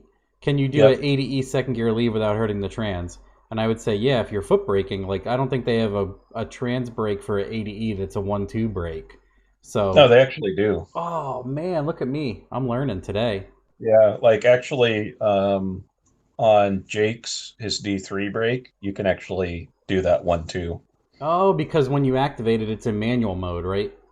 Yeah, and then Extreme Automatics makes a billet aluminum 4LADE trans brake valve body that can also be set up as a 1+2 Oh leave. And man, their valve body's full manual only. It has no electronics whatsoever except for a TCC solenoid for the converter clutch. man. Um, but yeah, it is possible to do a 1+2 with either a Jake's D3 or the EA billet piece. Or like a fully manual plug and play thing and just leaving foot braking in second, right? Yeah, yeah, that's also an option. And Absolutely. none of them really heard it. And then the other thing is, I'm gonna go close now that it's super dark. I don't want like stuff running in the garage now that it's cooling off.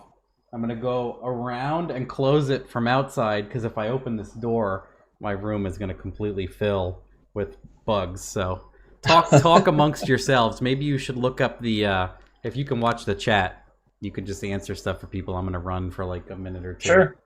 Yeah, no problem.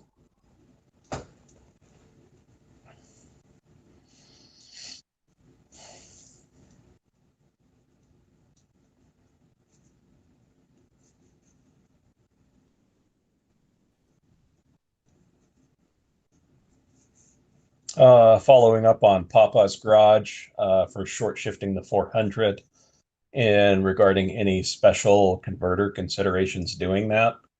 Um, we'll typically build the converter, for sort of, I guess, a maximum performance scenario, for lack of a better description. And if you have to short shift it on certain surfaces just to get down. It just kind of is what it is.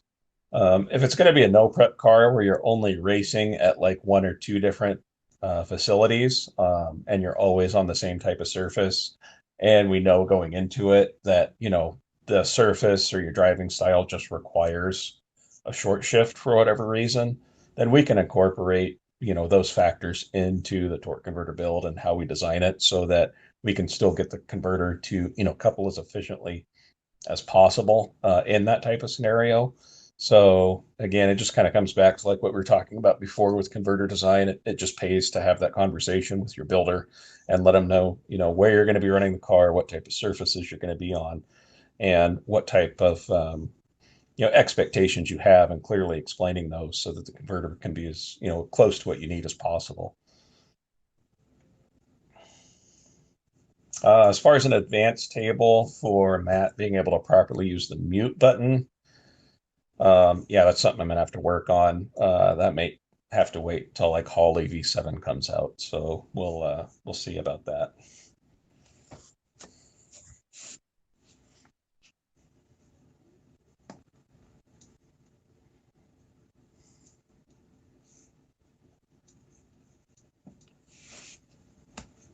I did see a couple of questions earlier about power glides.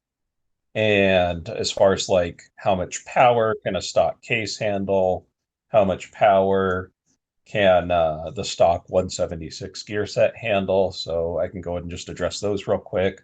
As far as stock cases go, the thing you got to keep in mind with the Power Glide case is you're dealing with OEM cast aluminum cases that are at this point upwards of 50 to 60 years old and have been through an unknown amount of duty cycling and heat cycling.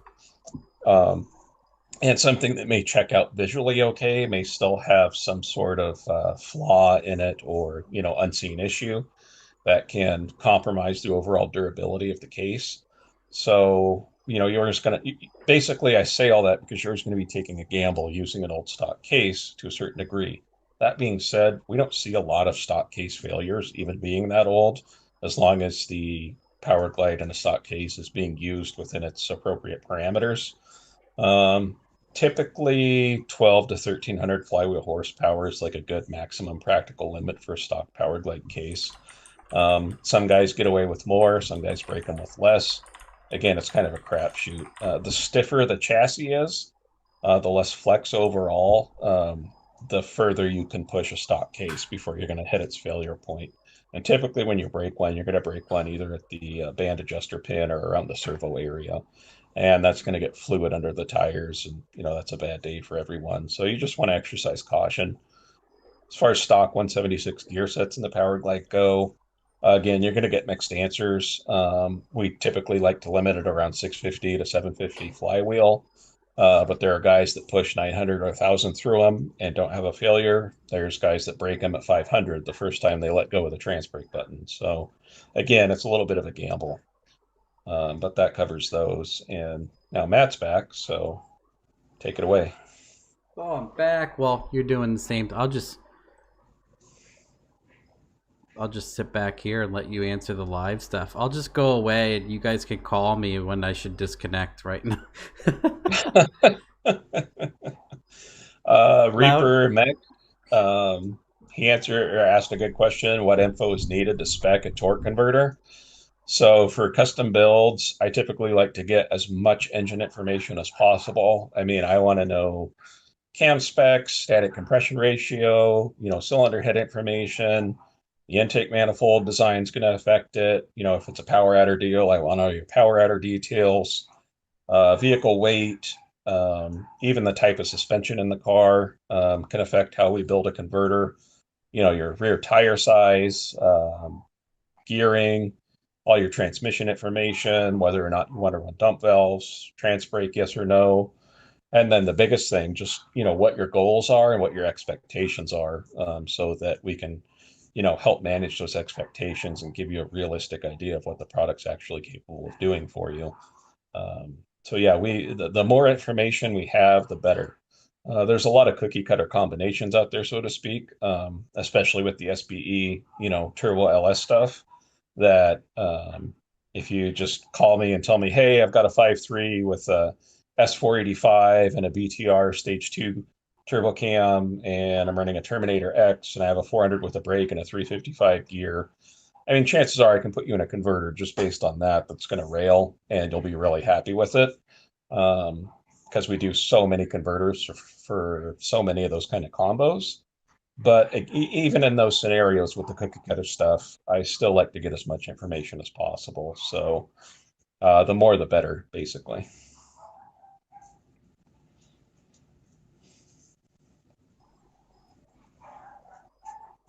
If Potato R33 were here, he would have some crazy things. He'd be like, "Do you break the pasta or not? Like, break it before you dump it in the Oh boiling." my gosh, what kind of psychopath doesn't break the pasta? It's so much easier.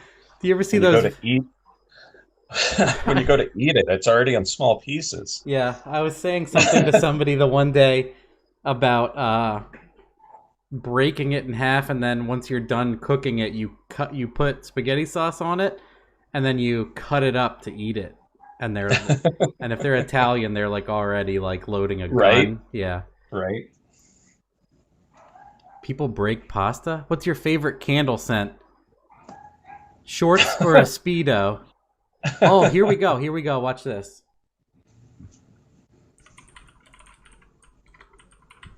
I should have been doing this more. Here goes a community poll. I'm clicking yes on that. That's not even a question. Oh, so if you want to go through, like, these questions are already coming up. They're great. I'm like, let's do some random ones, guys. Come get involved. Right? Come on, class. Regular Oreos or double stuff? Double stuff. Regular shouldn't even exist. Um, Favorite candle scent? Probably anything lemony. Speedo or what was it? Shorts? Shorts or Speedo? Yeah. I'm gonna go with a thong, but wear it backwards. A nut string.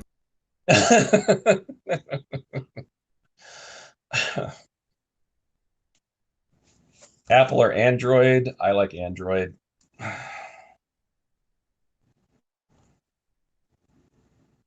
Licking batteries? I lick batteries, period.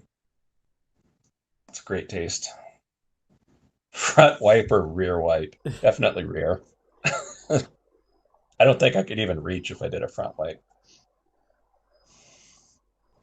Favorite franchise restaurant? Probably Taco Bell. Dicks for fingers or pubes for teeth? Oh, that's rowdy. I'm gonna go dicks for fingers. Oh, here we go. Here we go. Rear wipe gang. Diode. I'm gonna mute myself now. I'm gonna laugh. Techmark B keeps asking about dump valves and whether I prefer Kohler or American Standard. I like big dumps, so Kohler definitely handles that better, in my opinion. Here's a good one. Actual converter question. Diode slash Sprag versus Spragless. Um, there's a lot of debate about that in the converter world and in, racers in general. And it really depends on the converter design and specifically, the stator design. Like in our Pro SSX stuff and our Pro NPX stuff that's really, really popular that has our fabricated steel stators in it. They're going to produce better data and quicker ET and more mile per hour, 99% of the time spragless. If you have a converter with a stator that has fully shaped vanes, whether it be cast aluminum or billet aluminum, there's quite a few scenarios where we've proven back to back where that stator design can actually be quicker and faster with a sprag or a diode in it. Not always, that's not 100% thing, but frequently there can be gains. There is no one size fits all answer to that question.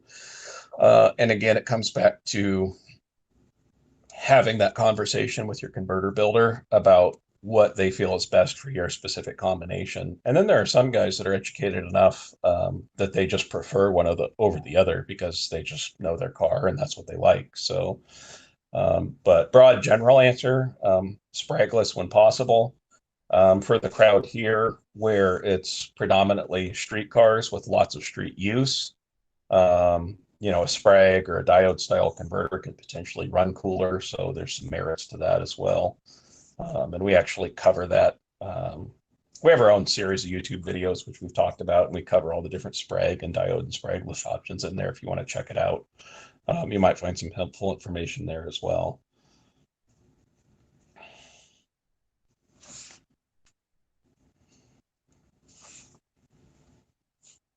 My chat's all laggy because I keep doing polls. This is Would always I do a competitive eating contest? that And if one's so, funny. what food? Yeah, and I mean pizza. I can put it away, so that's no brainer.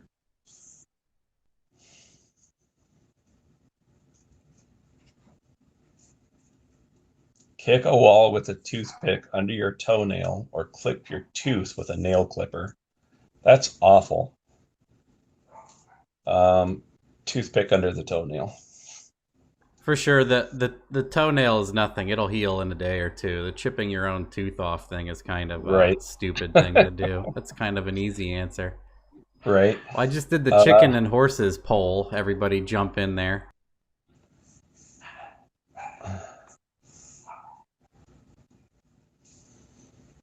Oh, a bunch of these are Definitely. good that are coming up now. D. Jones asks, does Hughes sell a budget 80E? Unfortunately, we don't.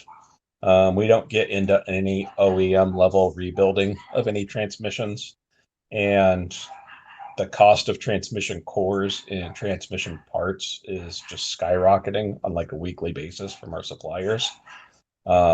So yeah, we don't get into the budget market on those, unfortunately. Our base unit we rate for, we would put a warranty on it for like 850 flywheel. You can obviously throw more at it, but it's still going to have all your upgraded friction materials and, new spray, new roller clutches, upgraded valve body, all that type of thing. But it's definitely going to be, quite a bit more costly than, doing a sloppy style deal where put a shift kit in one or even just throw some, replacement brown or high energy clutches in it. So, for the budget minded guys, we'd love to be able to, be all things to all people, but we just can't. What else here? How does weight affect converter selection? It has a huge impact on converter selection. So the thing you need to keep in mind with torque converters is they are a load sensitive device. So there's no one set stall speed for any given converter. The more load you put to a converter, the more stall speed you're going to generate. And that load can be from engine torque, that load can be from less gear ratio, that load can be from higher vehicle weight. So in a really light vehicle, like Eric Draper asked in his question, a 2,400-pound Miata, street strip, LS deal, 4L60, really short 23-inch tire.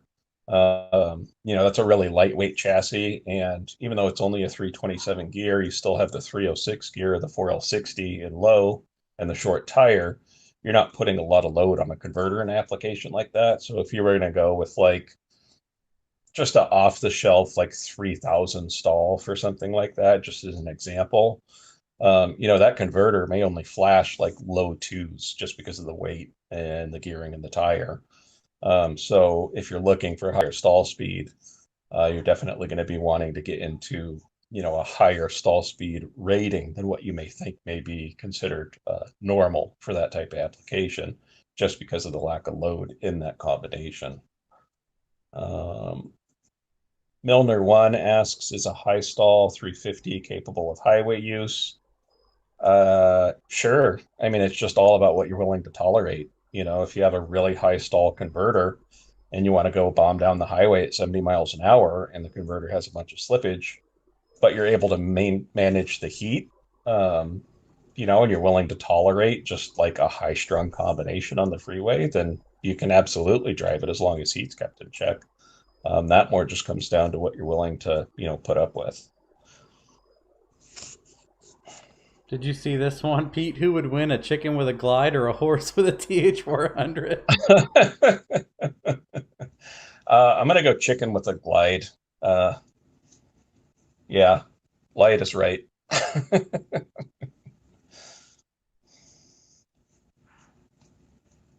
Favorite This one's- whiskey or liquor of choice? I don't really drink alcohol. I don't have any problem with it. I just don't like how it makes me feel. So, yeah, I don't really have a good answer for that one.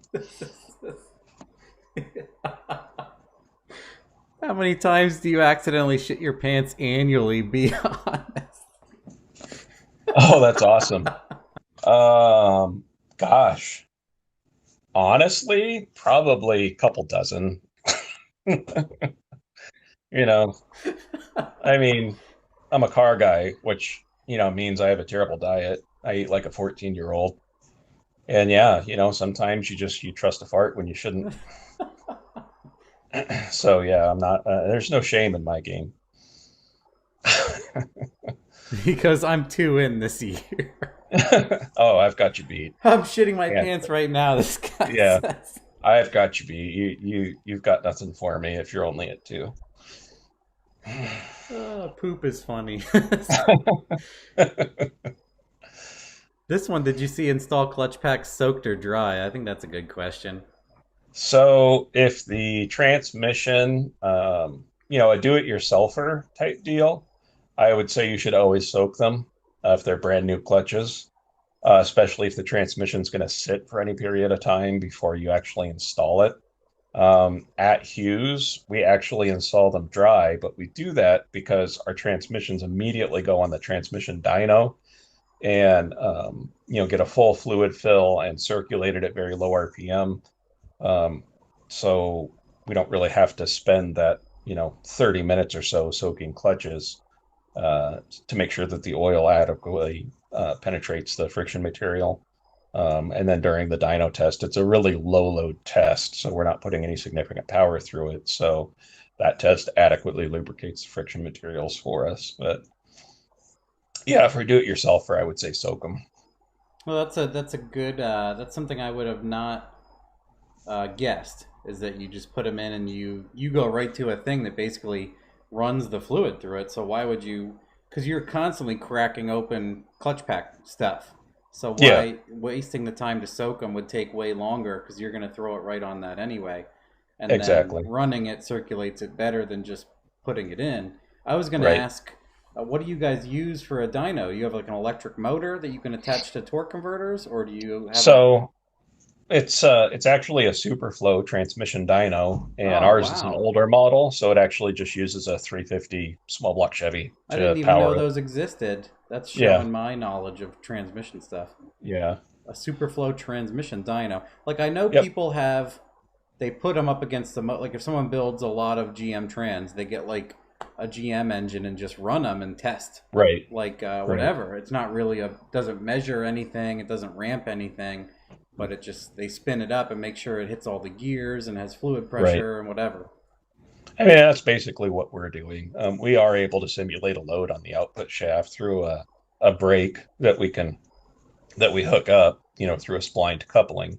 Like a But water really, what we're break, looking, like a regular superflow. yeah, well, it's actually ours is really old, so it's an actual mechanical brake that uses a literal giant rotor and giant pads. Oh, that's cool. Um, but when we dyno, we're checking line pressure, we're checking cooler pressure, cooler volume, shift function, converter lockup function. If it has a trans brake, we'll test the trans brake function. If it has dump valves, we'll test the dump valve function.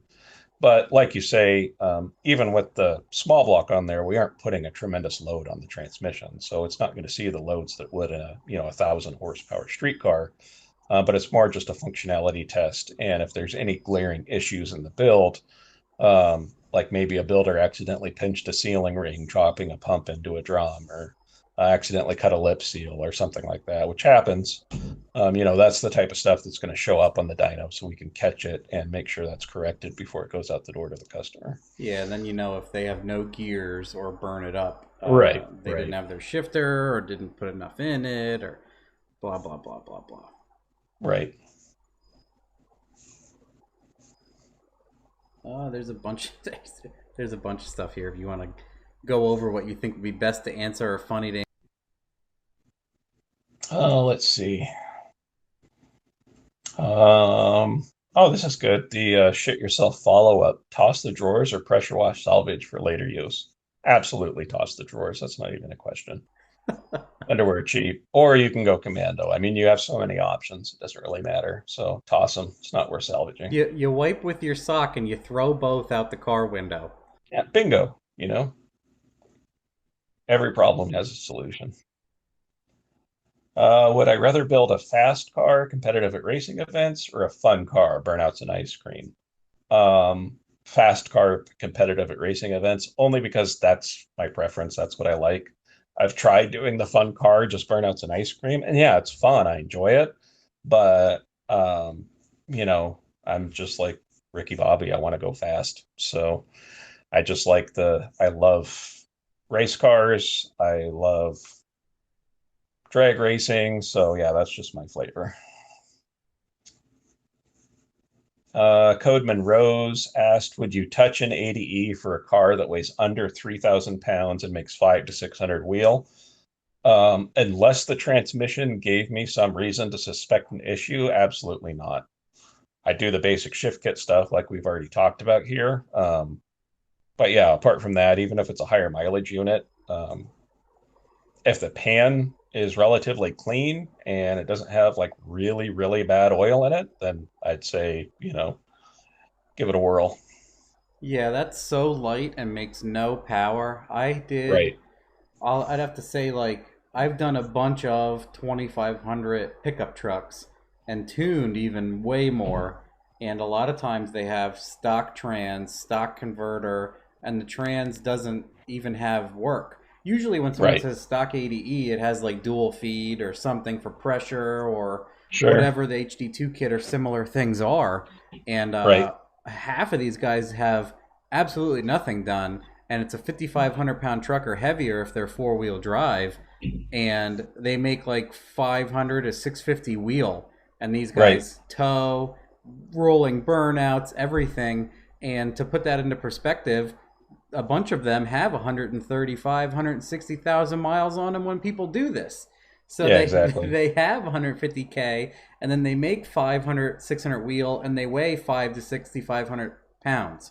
So yeah, put that into perspective for 3,000 pounds and 600. Not to like make fun of you at all, but think about all that. Like they last up to that.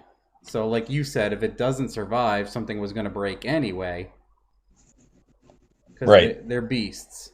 I like that Right. you said don't touch it because every now and then you'll run Yeah. into people and they want to sell you things, and I say the same thing. Like when someone wants to make that kind of power with a turbo LS, I'm like, put a cam in it and valve springs, and I mean for that much power, you don't even need to do a cam. Right. Right. But yeah, anyway, if you're racing, you want the cam for higher RPM power. If you're For towing and sure. whatever, stock cam works great too. I've done a bunch of stock cam trucks that do really Right. great. Jeremy Gertz asked a good question. Um, can you touch base on differences from no prep converters to a prep track unit? Just speaking like broad generalizations, no prep converters are typically quite a bit looser than what we'll build for like a radial prep car. And the reason for that is we don't want the converter to couple too aggressively on a less than ideal racing surface and end up knocking the tire off. So a loose converter, essentially kind of acts like a sponge as far as the basic, analogy goes, and absorbs some of that power and doesn't drive the drive shaft as aggressively. So you have a higher success rate of going down a wider variety of racing surfaces with a looser converter. But again, going back, way early in the conversation when Jack Roberts asked about the Npx converter, and we talked about that. It's kind of a best of both worlds scenario where the converter technology doesn't overpower the tire, but it's still capable of coupling incredibly efficiently, like what you'd see in a radial prep converter. So we can just, when you're running radial prep or, slick prep on a track, you can just get a lot more aggressive with the coupling characteristics of the converter and how hard it grabs the engine at the hit after the gear change without upsetting the chassis or tire. So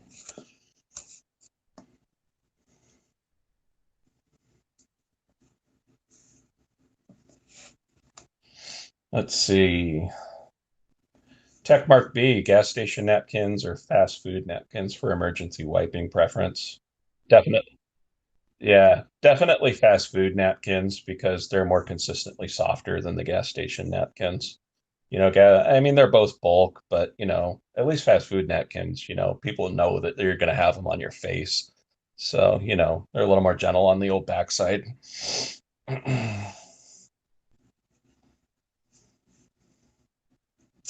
Here's a good one, Smoky Notch. In reference to the Nissan or Toyota cores, what specific components of those cores do you use? And what are the advantages of these parts? Great question. And I'll answer more generally to start. So, any torque converter that you buy from any manufacturer, unless you're buying a billet aluminum converter like what Neil Chance offers, Cone has some, M&M Transmission has some. A lot of the billet aluminum stuff, you're obviously dealing with a clean sheet CNC machined piece that still operates on conventional torque converter operating theory and technology, but can do different things because of the clean sheet design. But if you're buying a steel converter from, I don't care who it is, you're always starting with the OEM core from some sort of OEM application, whether it's a GM product or Ford or Nissan or whatever. You hear a lot of reference to Nissan cores in the racing converter industry and Toyota cores because they're super versatile cores that work well in a wide variety of applications. So to answer your specific question, as far as what specific components of those cores do we use, we're using the impeller and we're using the turbine. So those are the two, I guess you could say fans, for lack of a better description, inside the converter, the drive element, the driveling element. And then we're adding our own turbine hub, which is the splined piece that goes onto the input shaft. We're doing our own stator, our own sprag or spragless pieces. We're changing the pump hub so that, obviously a Toyota transmission pump hub isn't going to fit a Power Glider or 400. So yeah, we're just using, the just two basic elements from the converter core for, those specific types of builds. When you get into your shelf stock converters, street stuff, just something that somebody keeps on the shelf, or like the XHD converter that we've talked about. Not only is that type of converter going to use the impeller and turbine cores, it's also going to use the original cast aluminum stator core, and that's again common practice throughout the converter industry. So depending on the level of converter build, you're typically going to have anywhere from 2 to maybe 4 actual OEM components being reused in the converter.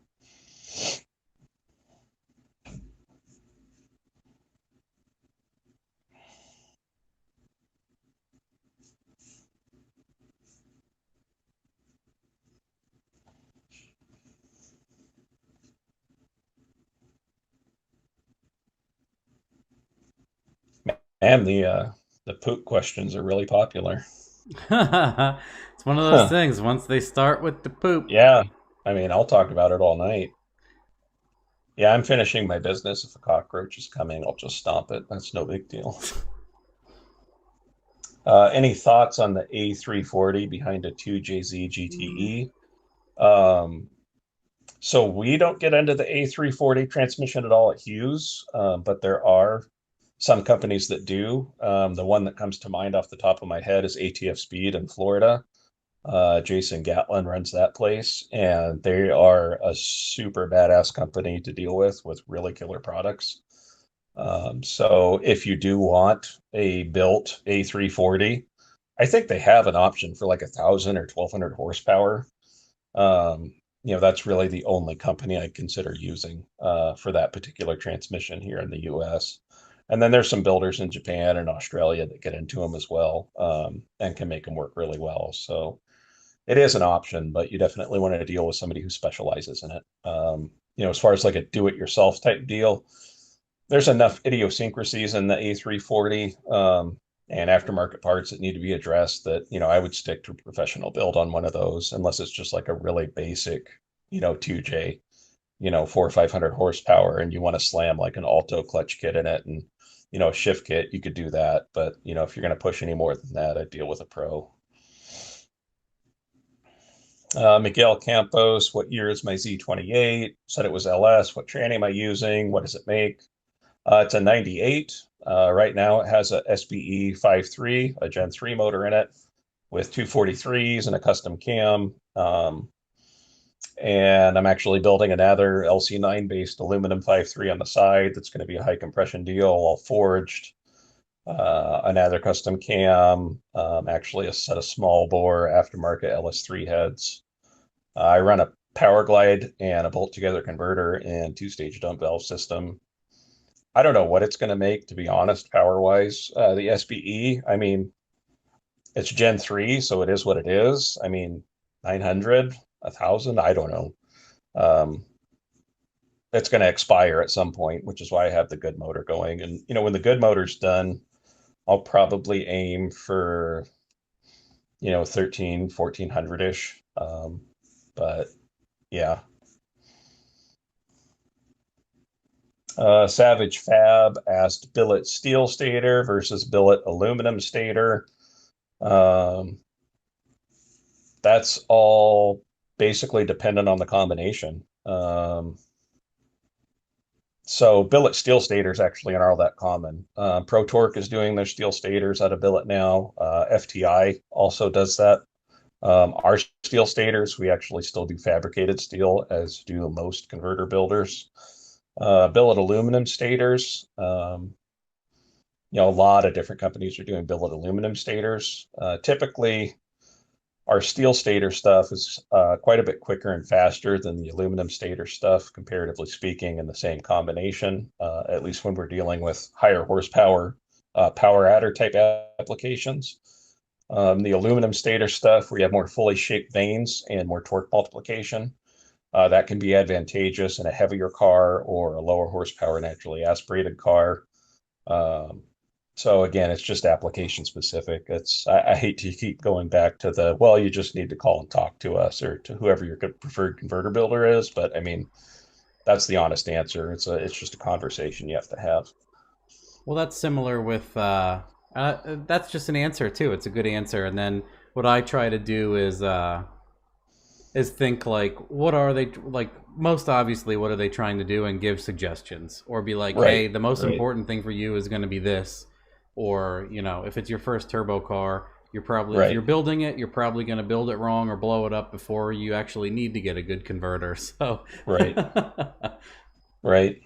Here's a great question from Vehicular Shenanigans. Do you think we will see 3D printed stators soon or ever?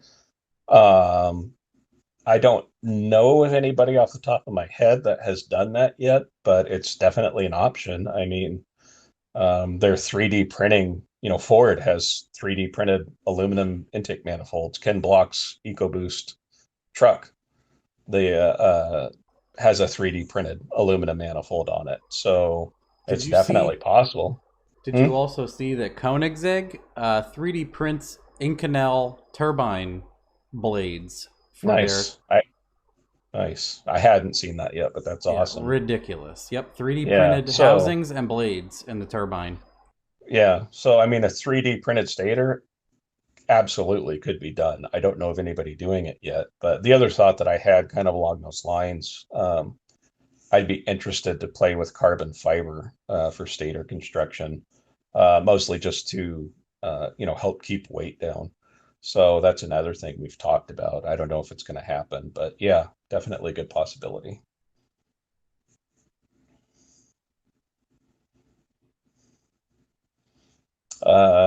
Jim B73 asks if I can give an overview of what valve body modifications actually do. Like we all want to know to put a shift kit in if we want decent high power shifts, but what do those kinds of things do? So when you're modifying the valve body, it typically comes with also modifying the pressure regulator system in the transmission. So we're increasing the line pressure that's available, and line pressure is what's applying the clutch packs and the bands. And then we're also usually modifying the hole size in the separator plate to allow fluid to pass more quickly between the valve body and the transmission case, so that the fluid traveling through those hydraulic circuits are applying the clutches more quickly. So you get a firmer, faster clutch apply. By applying the clutches and bands quicker, you're reducing the amount of slip in the clutch packs or the band. You're reducing the amount of binding between gear changes in the transmission, making the transmission shift faster. And that's beneficial not only for parts life, but for performance. Anytime you have a transmission binding, which they all have a little bit of bind in them to some degree on a gear change, that's slowing the car down in terms of performance aspect.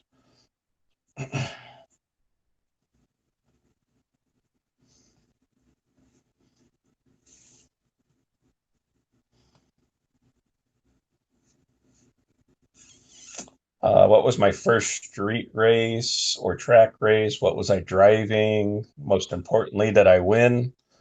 My first street race that I remember, where it was like an actually flagged street race and not just like goofing off with buddies, like just rolling down the road and jamming on it. I was in a 71 Camaro and I did win that race. So there you go. Bastards Inc. says, tell us more about your channel and what's on it. So our YouTube channel is literally under our company name, Hughes Performance. If you want to know more about torque converters, we have this whole series on there called Torque Converters 101. I think it's like 10 or 12 episodes long, so we cover a lot of ground in that series. So if you're interested in knowing more and hearing our spiel on what makes torque converters tick, that's a good resource for you. Also did a series on power glides, and then COVID hit and we kind of stopped recording for a while, but we'll be doing more as time goes on.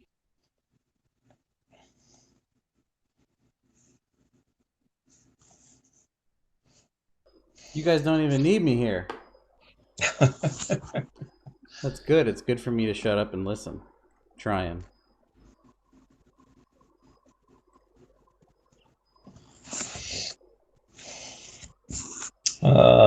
Yeah, anything else you guys got, feel free to ask. Yeah, otherwise I would say we're closing. We're at 3.5, so Yeah, it's almost midnight here. So yeah, I think it's been a pretty good show. I think we got everybody's questions out at the end there. We've had, Cool. if I look at this, we've had for 3.5 hours, we've had at least 100 people on the whole time. Nice. That's pretty good. Does that boost your confidence today? Oh, I mean, I had a great time doing this. I really appreciate the opportunity. So thank you. People are like, Matt's about to leave and work on the Mustang. It's not even here. It's at my friends, the Nelsons, that do all the Atlas stuff. They're doing chassis work because the car is so nice now that I'm gonna botch like putting my rear end and anti-roll bar and inboard shock coilover mounts and tying my 4-link together. I don't want to screw all that up now. I'm gonna have to outsource everything now that I have half a nice car. Right? I'm okay with that. Yeah. I don't have the skills. I don't have a tube bender. I can't TIG weld chromoly above my head. Oh, people were saying about fluid. Yeah, talk about like, there's always a thing with like the high guard and the high and low viscosity, and I think every transmission person we've talked about it. Sure. I mean, honestly, there's a lot of good fluids out there that you can use in a performance-oriented application.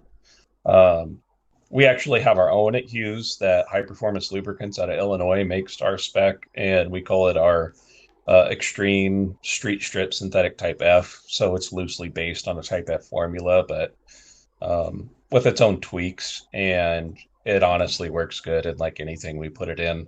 But that being said, Other great fluids out there, ATI, their own in-house fluid called Super F is killer. Believe it or not, the old school B&M Trick Shift is a surprisingly good fluid. Works really well on a wide variety of applications, and you can get it just about anywhere. Big fan of Lucas Oil products. Their Sure Shift, their Marine ATF. They have any racing type F. All of those are great. Amsoil, their Super Shift is fantastic. For the really high end, like mega high horsepower stuff, you have LAT, which is killer. As far as part store stuff goes, a good old Type F still works great in a ton of stuff. A Castrol or Kendall or Pennzoil, if you can find it. Modern Dex 6 in a good name brand works really well. And then when you get into the hydraulic oils, John Deere High Guard has been a mainstay in the performance industry for a long time.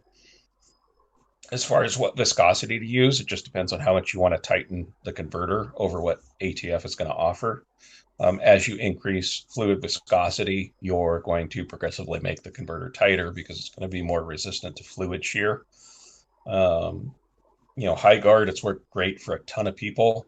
When you get up into the really high horsepower stuff, say, 1500, 2000 range, in dedicated drag racing applications. I've seen some funky wear in planetary gear sets when using High Guard, like between the teeth, so a little bit of metal transfer.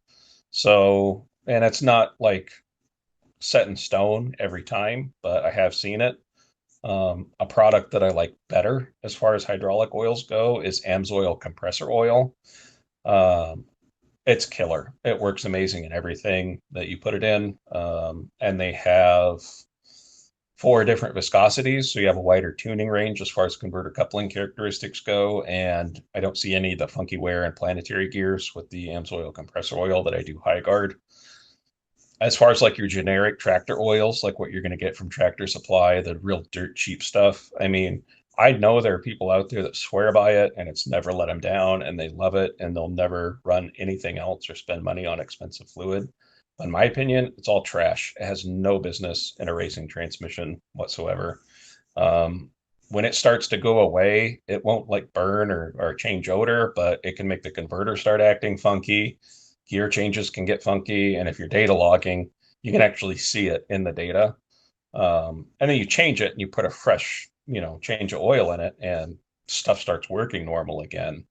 But the way I look at it with fluids is ultimately the only thing you have transferring all the horsepower and torque that your engine is producing to the rear tires is a fluid coupling in the converter. You're relying exclusively on fluid to transfer all of that. So in my opinion, it pays to run a good quality oil in there because you don't want to be, giving up performance or durability.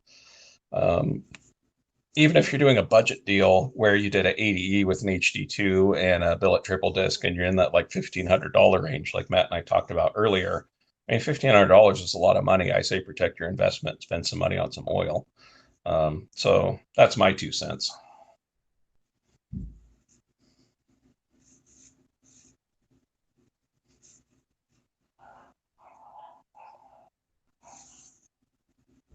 Oh, someone asked what my goal is for the Mustang. Part of it is just to have like a nice, fancy, drivable, air-conditioned, high horsepower car, and then on the big end, I think if it makes the right power and weighs a certain amount, it could go a high 7 as like a stretch goal. So that would be cool to show up with that and like drip AC condensation on the track and go a high 7. Right. Make everybody mad in the universe. Other than that, I think it'd be cool to just... I've done everything to this that I kind of ever wanted to do without building like a pro mod, because I don't really want a pro mod. But, someone just said drag week maybe. Like, it wouldn't be out of the question at all, but I'd have to have it for a while and have it be reliable. And I think, the end goal was to build like a fairly luxurious, nice-looking high 7-second car. I think it'll make like 11 or 1300. I don't want to go. I'll probably make 11 and stop, and then maybe one day push on it. But I know I don't have pinned or billet mains, and I know the crank will move and the sleeves will move because it's an aluminum sleeve block. But I kept it small bore. It has a small bore. It's a 366-inch aluminum 5.3 stroker, so it has the really big Siamese bore sleeves. And I thought that doing a smaller bore would be easier to put the heads on, and just a whole bunch of things that I did different. And I just thought it'd be fun. And then people like Pete and everybody else are hooking me up with parts for the last year or two. I'm like, wow, now I have something I can't. It's going to be too nice for me to own. Let's let Jamie drive it.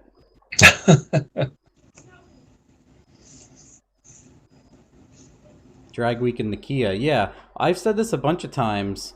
I said Cameron and I want to do it. We're going to schedule a year to do it. And we are going to take like my Kia, or he has a completely stock Crown Vic as a daily.